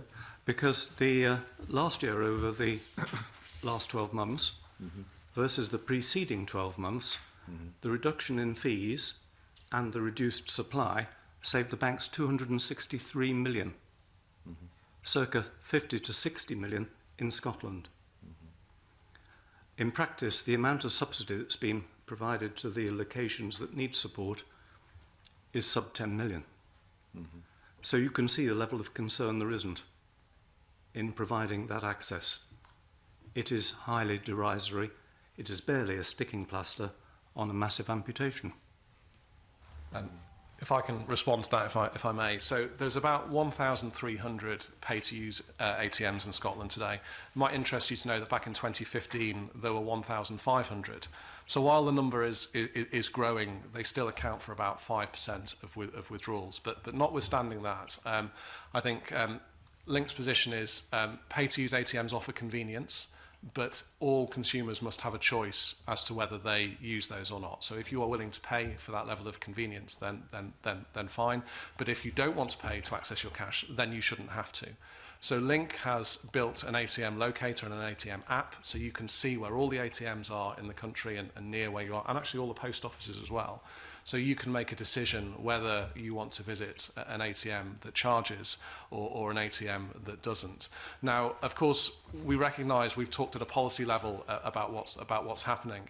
We recognise that on the ground there may well be gaps in free access to cash provision, and actually communities and elected representatives are probably the best people to know where those gaps are. And that's why Link introduced a community request an ATM initiative back in October of this year, which allows any member of the public actually to contact us and say, look, there's a problem accessing cash near where I live, or either there is no access to cash or I have to pay for it. And you know, we will investigate that, and we will put a free to use ATM in if that's needed. And we've had, it might interest you to know, we've had 275 requests from Scotland so far since we opened this in October.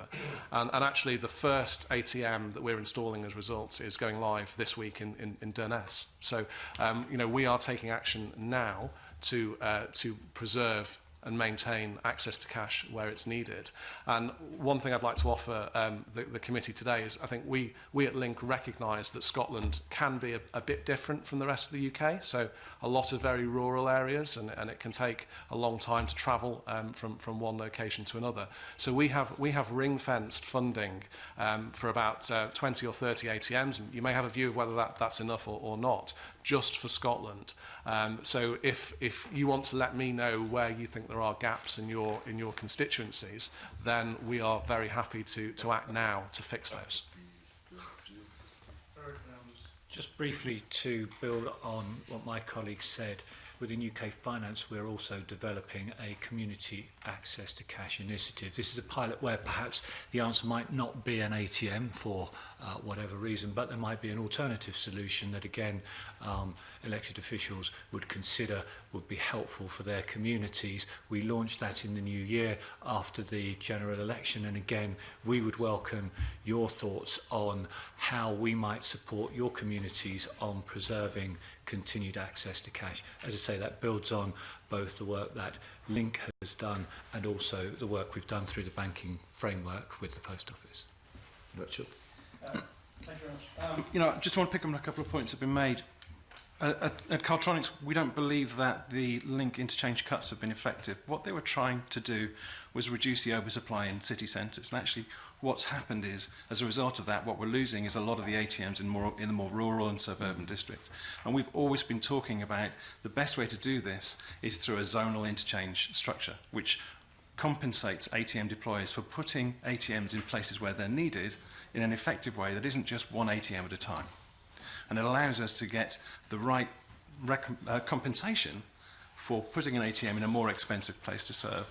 And you can zone that so that actually the city centre ATMs get less interchange than they do today, and that encourages a reduction in supply through to the outer edges where you get more money for deploying ATMs where they cost more to serve. And we believe that's the route forward, rather than one ATM at a time. Just on the point you said earlier, Adrian, about the number of free ATMs.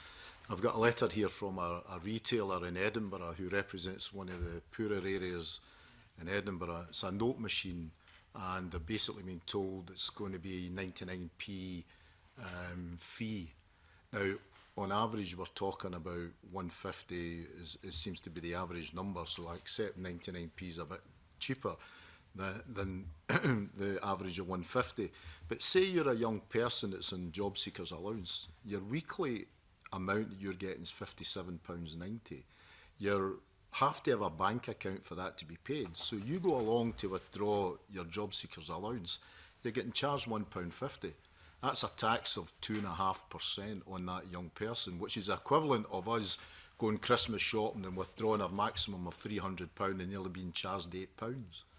If that was the case, there would be uproar from the population if they're getting charged £8 to get access to their cash. But we are doing it, well, companies like Cardtronics, like Note Machine, etc., is regularly charging the poorest in our community 2.5%. Is that acceptable? No, I don't think it's acceptable. I don't think it's acceptable that anyone should have to pay to access their own cash. And that's the point I wanted to make earlier. It's, you know, it's about giving consumers choice. So I'd be very interested to hear more about that particular example and to know, for example, is there a free to use ATM nearby that could be used as an alternative? And if there's not, then perhaps Link should look at that location as part of our community request scheme and look to put one in, because it's absolutely not acceptable that people should be forced to pay to access their own cash. Okay. Can I respond to that? Yeah. This is a critical one for us. Our business model historically was always one of providing free-to-use access. It's the only thing we did for 10 years. We've argued for the last 3 that the changes that are being now put in place by Link to lower this cost is going to cause a detriment. It clearly is. So, we're hearing about one ATM going into Dunnes when Scotland has lost 1,100 free ATMs over the last 12 months. It doesn't work that way. I think that has to be seriously understood by everyone. In practice, you can't do it through that mechanism. You got it down to 23 pence for a cash withdrawal.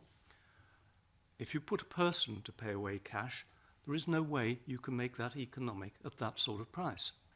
So you're going to pay far, far more if you have people handing cash over counters to address that concern, as we heard recently this morning from the Retail Consortium and from Pete Shima. It doesn't work. Strongly, we believe that cash supply has to become a type of regulated utility if it's going to be on a free basis, which it should be, for all the reasons we've just alluded to. The average ATM withdrawal is often quoted at around £70. The modal number, i.e. the most frequently used, is nearer 20. So don't make any mistakes about what is going on. This is poorer people budgeting carefully everywhere, not just in rural locations, in urban locations as well. It's a universal need. And frankly, the present mechanism just doesn't work. It had worked previously quite well, but now it's been largely destroyed, and the network is not capable of being replaced once it's gone. The cost of putting it back into place is huge, and the rate of decline that we're seeing over the last 12 months will continue, if not accelerate, as contracts come to an end and the demand for cash doesn't really go away, but the supply is radically reduced. Don't forget, the absence of these ATMs is removing economic activity from where they're situated and putting it somewhere else.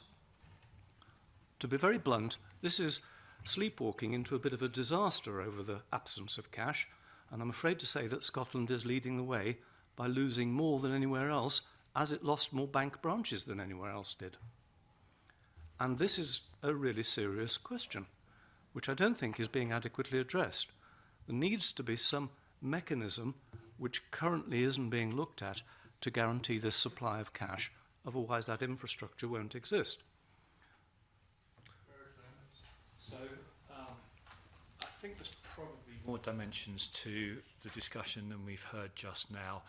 Previously, our witnesses discussed the cashback pilot, for example, which I understand both Visa and MasterCard are interested in pursuing. What that would do, to the very point that was made, was that would put cash withdrawal availability into the economic hub, because you would, in effect, be taking that cash out at the retailer. Now, again, perhaps in a similar answer to my previous comments, this is a pilot which is in train.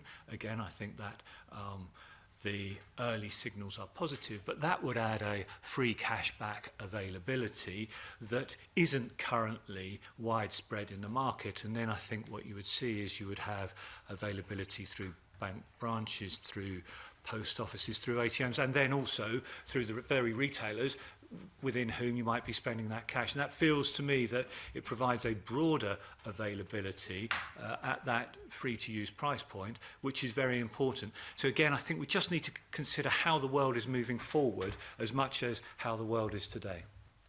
Perhaps very briefly, Martin Curiously, Richard Cooper, and I'm conscious of time, so I don't know if... All right. I just thought it was worth, well, you can obviously hear, the committee can hear the challenges in the ATM structure between my panellists beside me.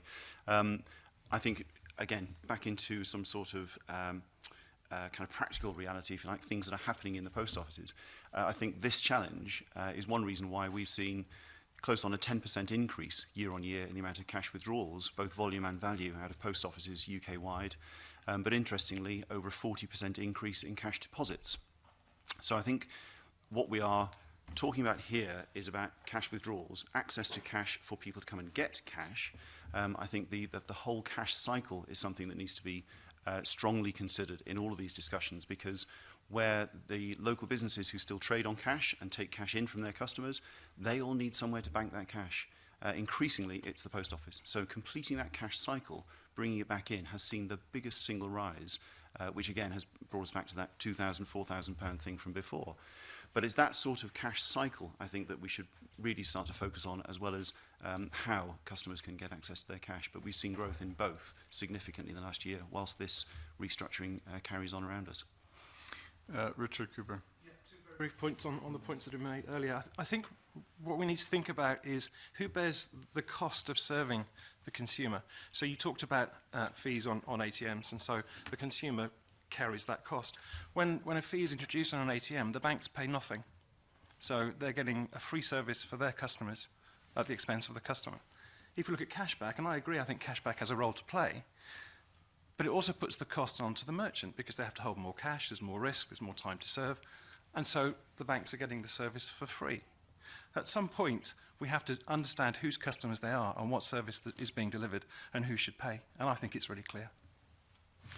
All right, I'll come now to Deputy Convener for further questions. Thanks very much, Convener. I wonder if I could just shift the discussion a little to digital online banking services and the impact that that may have had on more vulnerable sections of society. I mean, we heard from the banks, certainly in my constituency, when they closed their local branches, that more and more online transactions were being carried out, but that kind of rather left behind an important section of the community, vulnerable people and possibly older people too. Do you think we got that wrong, and is there still a demand there, a need there for people to access services in a non-digital way, or can we improve the online digital environment to make sure that people can fully participate?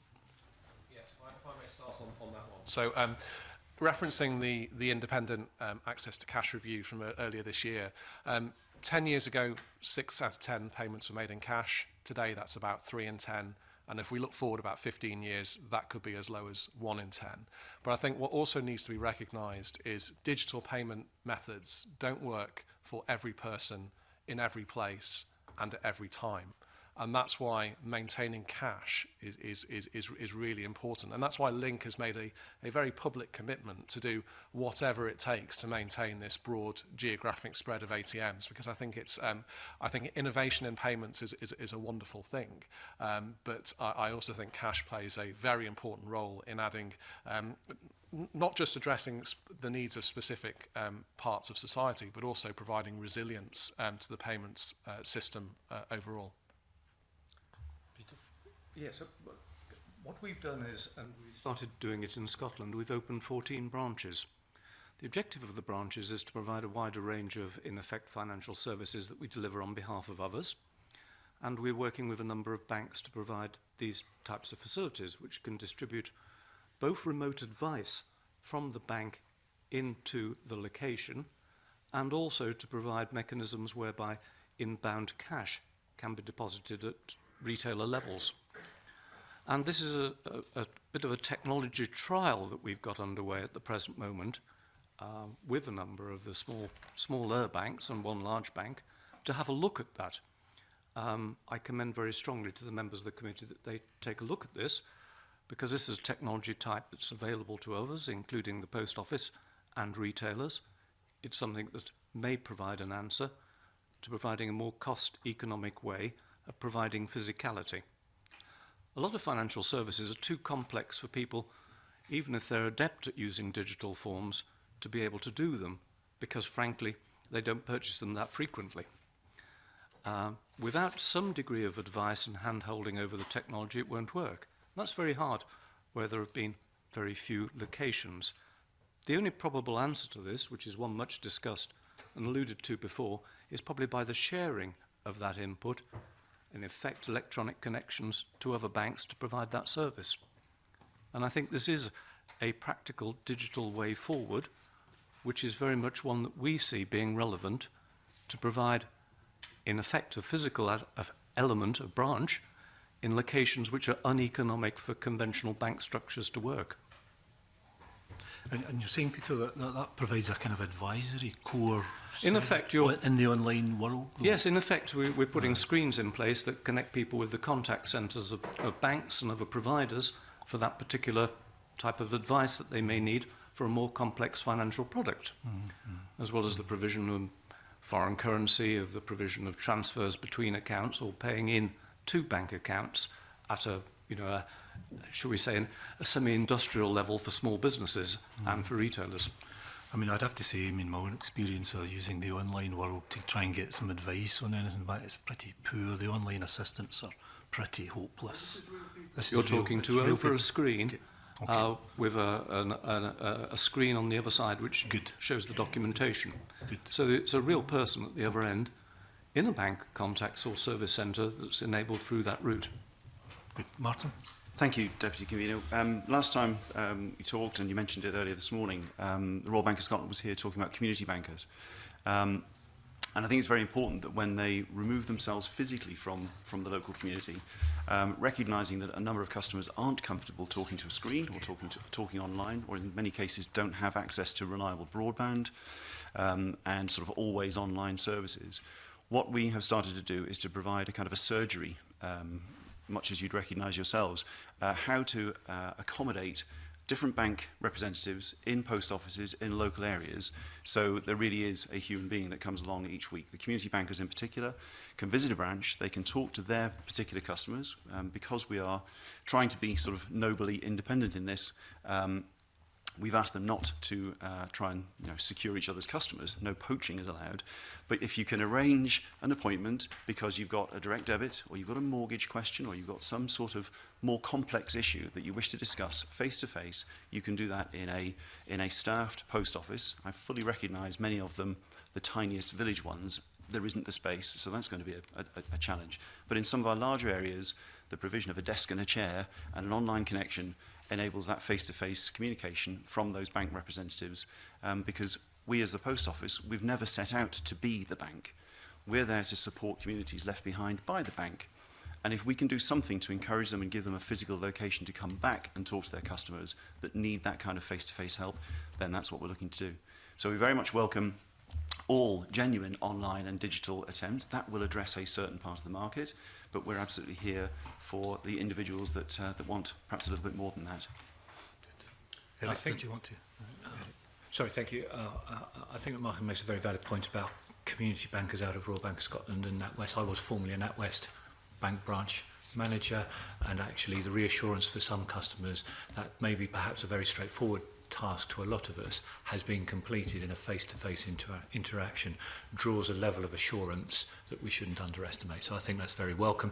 I'd also commend the Digital Eagles project by Barclays, for example, where actually I think they find that having talked through the different options and different digital solutions for everyday banking, they found very high success rates, and that doesn't necessarily break down into particular age demographics, etc. Just the fact that it is useful, it's convenient, it's helpful is something that they found has been very successful for them as well. So there are some individual case studies as well as the emerging, more shared services.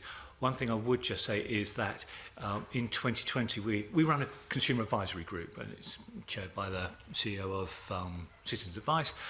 We have representation from Citizens Advice Scotland, etc., as other devolved nations. And during the considering our priorities for 2020, during the sort of the second, third and fourth quarters of 2020, we will be looking to broaden the the challenge of access to cash into a wider access to banking services. So I think we're rather looking to address the immediate first and then broaden that out to perhaps some of the points that have been raised in the conversation thus far. Good. Thank you very much for that. Thank you. Richard Lyle. Thank you, Basically, I've sat and listened to what you're saying. In regard to Link, my view is banking has changed over the years, and if I can put my card in any non-fee paying card machine to take money out, I should be able to pay it back in. I can walk into Royal Bank and pay money into a machine. Don't need to stand in the queue. It's quite good. Pity Clydesdale Bank doesn't do the same. But basically, there is a situation. So are you saying that Link could do that service, further to Andy Whiteman's question? But my bank, the Royal Bank, tell me they don't want to do it outside because of the security risk. Somebody walking in maybe want to pay £1,000 on the street into the machine. There's a security risk of somebody maybe hitting them over the head and taking that money. So what do you see? Do you see that coming in the next 5 years? So from a technical point of view, it can happen now. No. So I mean, I accept there are process issues around whether you might want to do it in the streets or inside a building and so on. But from a technical point of view, the technology exists to do that now. And as I said earlier, it's an industry decision as to, I guess, if and when that does happen. And if that decision is to be taken away from industry, then I guess it becomes one for government or for regulators. Yeah, so basically a bank could build a booth outside and you could walk in and pay that money in. So your machines could accept any card and any and that money could go into any bank account? Yeah, so it's an interbank deposit. Interbank deposit, yeah. Yes. Okay. And that basically is the point that I'm trying to make. So what would be the barriers to introducing a universal standard which includes access to cash and face-to-face services? My view is that there still are people who don't have bank accounts. Maybe that's why, I don't know where they get their cash, but they don't, and trying to get a bank account nowadays, I asked in another bank and it took an hour and a half, and I'd need to bring along passport and this and that, proof who I am. So it's very hard to get a bank account nowadays.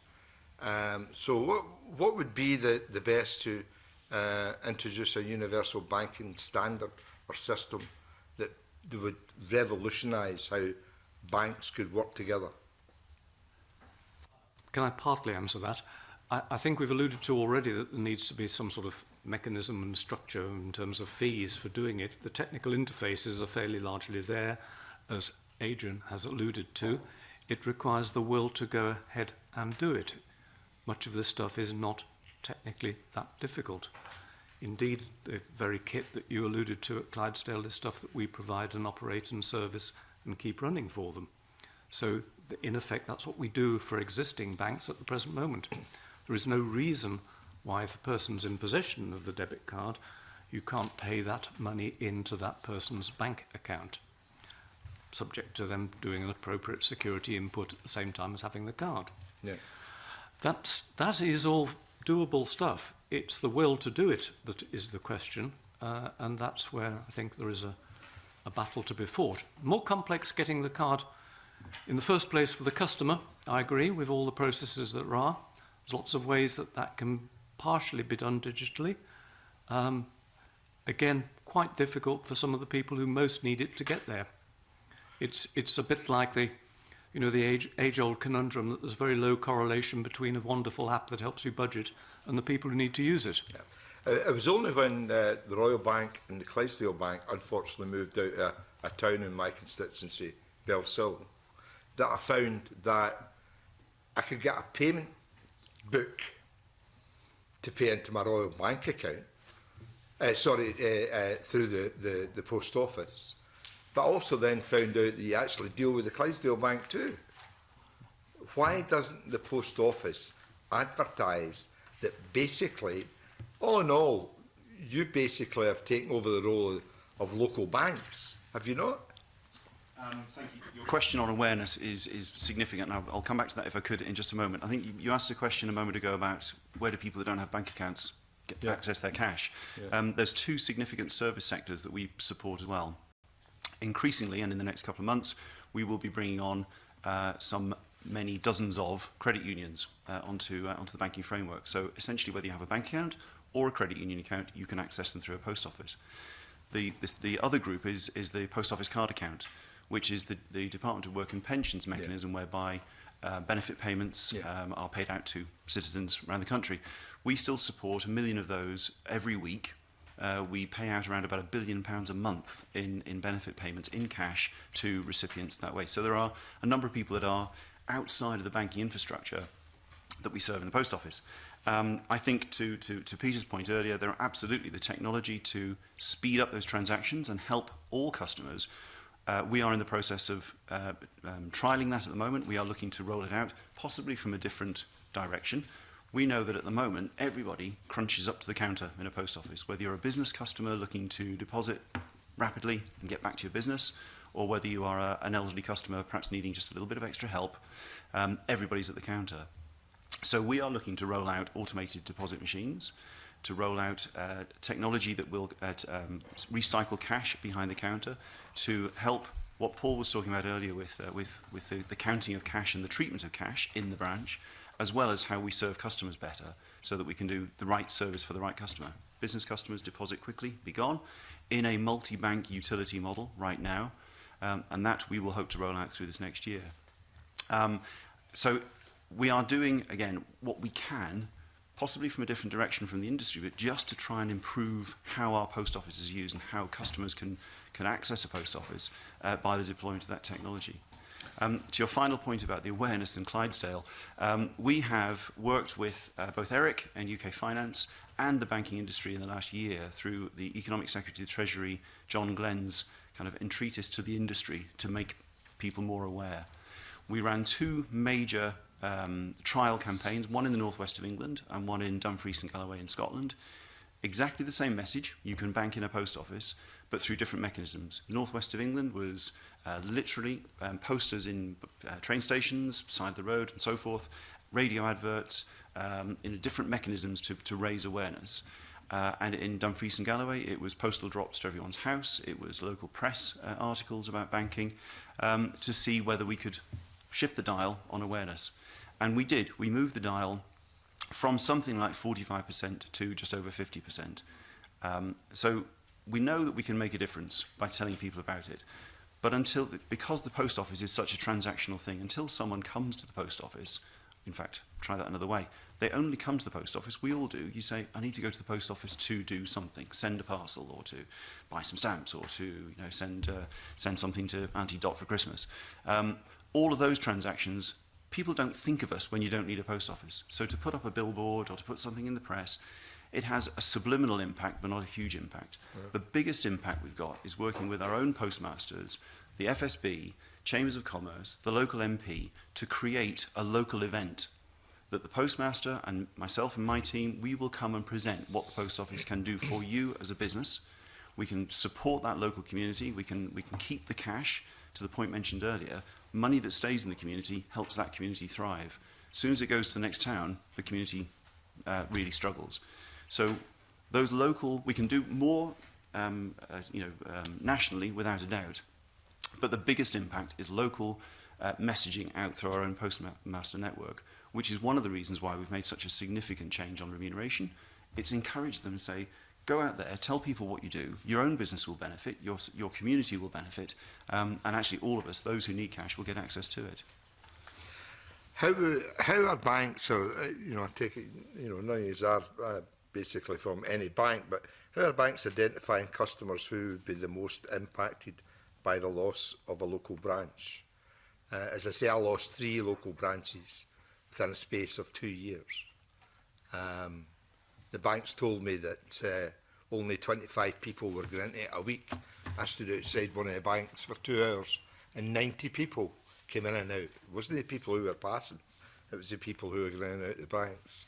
So how do you think banks are presenting the facts on why they're closing? Is it just a case they just want to close them? I would take issue with the fact that you feel banks just feel they want to close them. As I say, as a previous bank manager myself, even back in the 90s, we saw a decline in activity, and to ensure that customers are appropriately advised when the branch itself is no longer viable. We introduced a banking protocol which was revised into the access to banking standard, and within that there's specific provisions for customers who might be more vulnerable or in more vulnerable circumstances, and we work with Citizens Advice to ensure that that particular cohort of customers were well catered for. The Lending Standards Board oversees that access to banking standard to ensure that it's appropriately applied. And I think in the previous exchange there was some criticism that it didn't necessarily influence the commercial decision. That's clearly something for the bank concerned, but nonetheless I think it is helpful in those local communities, and there have been a number of instances where a closure might have been delayed because of a local issue, roadworks or some other particular frustration. So I think in that sense that we have a mechanism in place to support customers, albeit I think we have to acknowledge that the ongoing economic viability of a bank branch really is a proprietary consideration for the bank concerned. Last question. Pete Cheever said earlier we need a Scottish solution for a Scottish problem. Do you agree with that? I think there's a very good case for that because of the geography in Scotland, because it's been adversely impacted by bank closures and is being adversely impacted by loss of free-to-use ATMs. I think there's a very good case for doing that. I will very happily forward you some of the thoughts that we put in terms of the white paper for the cash supply and the pricing mechanism that we've submitted to the PSR and others to look at, which may form an option for Scotland. Together with, I would happily welcome you to visit some of the locations that we'll be installing very shortly. We've opened, as I say, 14 branches over the last couple of years, and we'll be extending the range of services that those deliver over the next few to have a look at what can be done. And I would be very happily extend you an invitation to come to Bellsill and open a branch there. Be very happy to do that. Thank you. Out of interest, where are the branches in Scotland that you've opened? Little list here. There's a couple in Edinburgh. There's a couple in Braehead. There's one in Ayr. There's one in Irvine. There's one in Dunfermline. I'm just trying to find. I've got the list. I will forward you the full list of them all. Thank you. We have over 200 in the UK. Are any of these in Scotland in rural locations? Semi-rural, but not completely rural, because for obvious reasons we're dependent on a degree of footfall. But where I would say we're very picky about that is we do analyse very carefully where the footfall now is, rather than where it may have been many decades ago. So we're very thoughtful about putting it in somewhere relevant. Right. But if you could forward that. We will produce that. Thank you. The option is an interesting one. If you can get several financial institutions to participate, the economics become far better than anyone on their own. And that's the critical metric that needs to operate in Scotland. Right, thank you. Tom Mason wanted to ask a question. It's really a question to Martin. Given the post office is going to be an integral part of all possible forward systems, and there is still going to be a 20% or 15% requiring cash, and the post office is going to land up with a whole multitude of different services. Is there sufficient training, and is it possible for any one post office to have sufficient knowledge and expertise to handle all those different items, including selling toothpaste and other things that may have to be involved? Because certainly in my local post office, I go in, there's a multiple queue. Some post office, some getting the milk, some for the newspaper, some want to go fast, some want to sit around, and so on. Very good question. And prior to the creation of the first banking framework in 2017, we had exactly that challenge writ large across the UK. We have served banks bilaterally, as in different arrangements, different types of service, for a number of years. The framework was established essentially to bring everybody together and start the move towards standardising those services, so that whatever we did it the same for every bank. We've got to a point now, 3 years on, just as we head towards the new banking framework, whereby pretty much every bit of paper, bar paying in slips for cheques, which I'll try and come back to in a second, but pretty much for cash in and cash out, for which that takes up 90+% of our total transactions we do for banking, is all to do with cash in and cash out, is all paperless, it's all direct debit card, it's all essentially what you would do at an ATM, chip and pin at the terminal. So we have, to a very great degree, standardised those services. There is a challenge, and the committee raised it earlier, about what other services could a post office do. We know that, obviously, as you've all seen, we do have queuing issues, especially at Christmas. Anything that would take more time at the counter is going to be something that we would work to avoid, if I was honest. We look to do transactional, rapid, useful local community transactions. It's that everyday banking that we call it. Because with the toothpaste behind us, with the milk, with the cigarettes, whatever it is that people want to buy, you want that kind of speed of throughput. So, to the same point made earlier, that we're not financial advisors, we're not IFA, nor could we get 50,000 staff UK-wide trained to that level of advice. We can do the everyday that's required, so long as we know where we can pass off customers who wish to talk about complex products to the right bank trained people. We have got to a point now where we have got pretty much standard services for the vast majority of things that we do. Cheque paying in is a challenge, and increasingly we welcome, and we're working with the industry to do cheque imaging. So let's take the picture of the cheque on the phone. That's to remove the need to physically put paper over the counter with or without a paying in slip, with or without an envelope. That variation is a challenge, and we have got to do more to get rid of cheques, cheque envelopes, cheque paying in slips, and so forth. That's the last one that is so far non-standard. Everything else we've got to a point of standardisation. Thank you. Thank you. Colin Beattie. Thank you, Peter. Just a small question. We've all been talking about the reduction in the numbers of ATMs and the reduction in the volume of cash withdrawals from ATMs. Now, I understand that in the first half of 2019, there's a suggestion that ATM use fell significantly during specifically that first half of the year. Given that the trend has been a more gentle drop, and then we're facing this bigger drop, is that the start of a trend?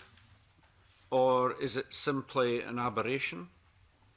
So when we look at trends in ATM usage at the moment, ATM usage, the decline is increasing. So year on year, there's a reduction of over 10% in cash withdrawals, and that is increasing. So we do an 8-week rolling average, and as we move through that, that 10% increases by about 0.1%. So yes, we are. That I'm seeing here don't indicate a 10% year-on-year drop. It's variable, but it seems that certainly up to 2018 to be less than 10%. So it was less than 10% up to 2018. If I do year on year up until today. So this year, yes, it's become 10%. It has, yes. And we did see originally some variation between different parts of the UK. We're now starting to see different parts of the UK come into line. So Scotland, for example, is just over 8% against the 10% UK average.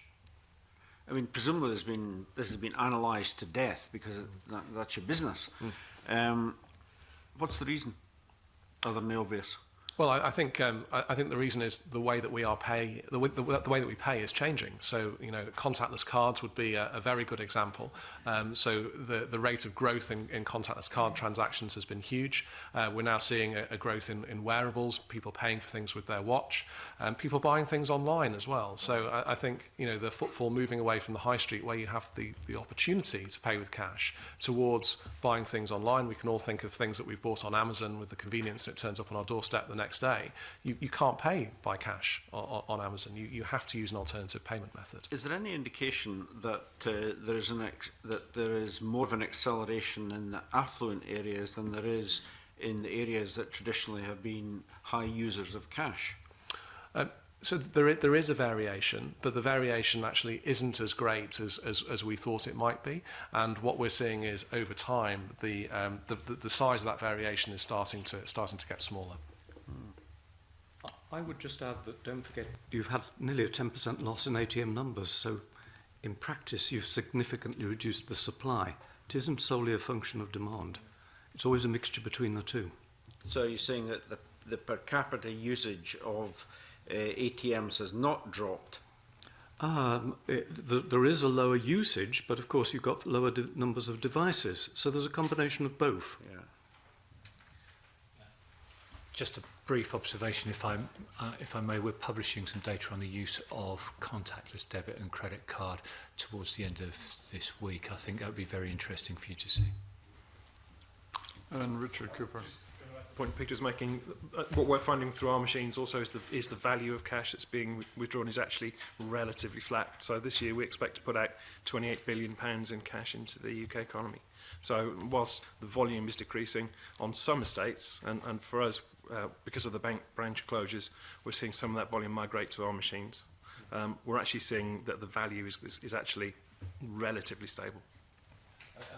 If I can add to that, I think if the problem was an undersupply in ATMs, I think we'd probably expect people to take out more cash each time they visit an ATM. But a Scotland-specific number for you, the average withdrawal value in Scotland is about £65, and that's only moved by just over 3% in the last year or so, which is not much more than the rate of inflation. Be wary about averages, though, because don't forget the modal answer is the £20 mark. The average is a function of people pulling out 300 and a lot of people pulling out 10. All right. Well, I think on that note, we'll conclude this this part of today's session. So thank you very much for coming in. I'll suspend the session to allow us to move into private session. Thank you.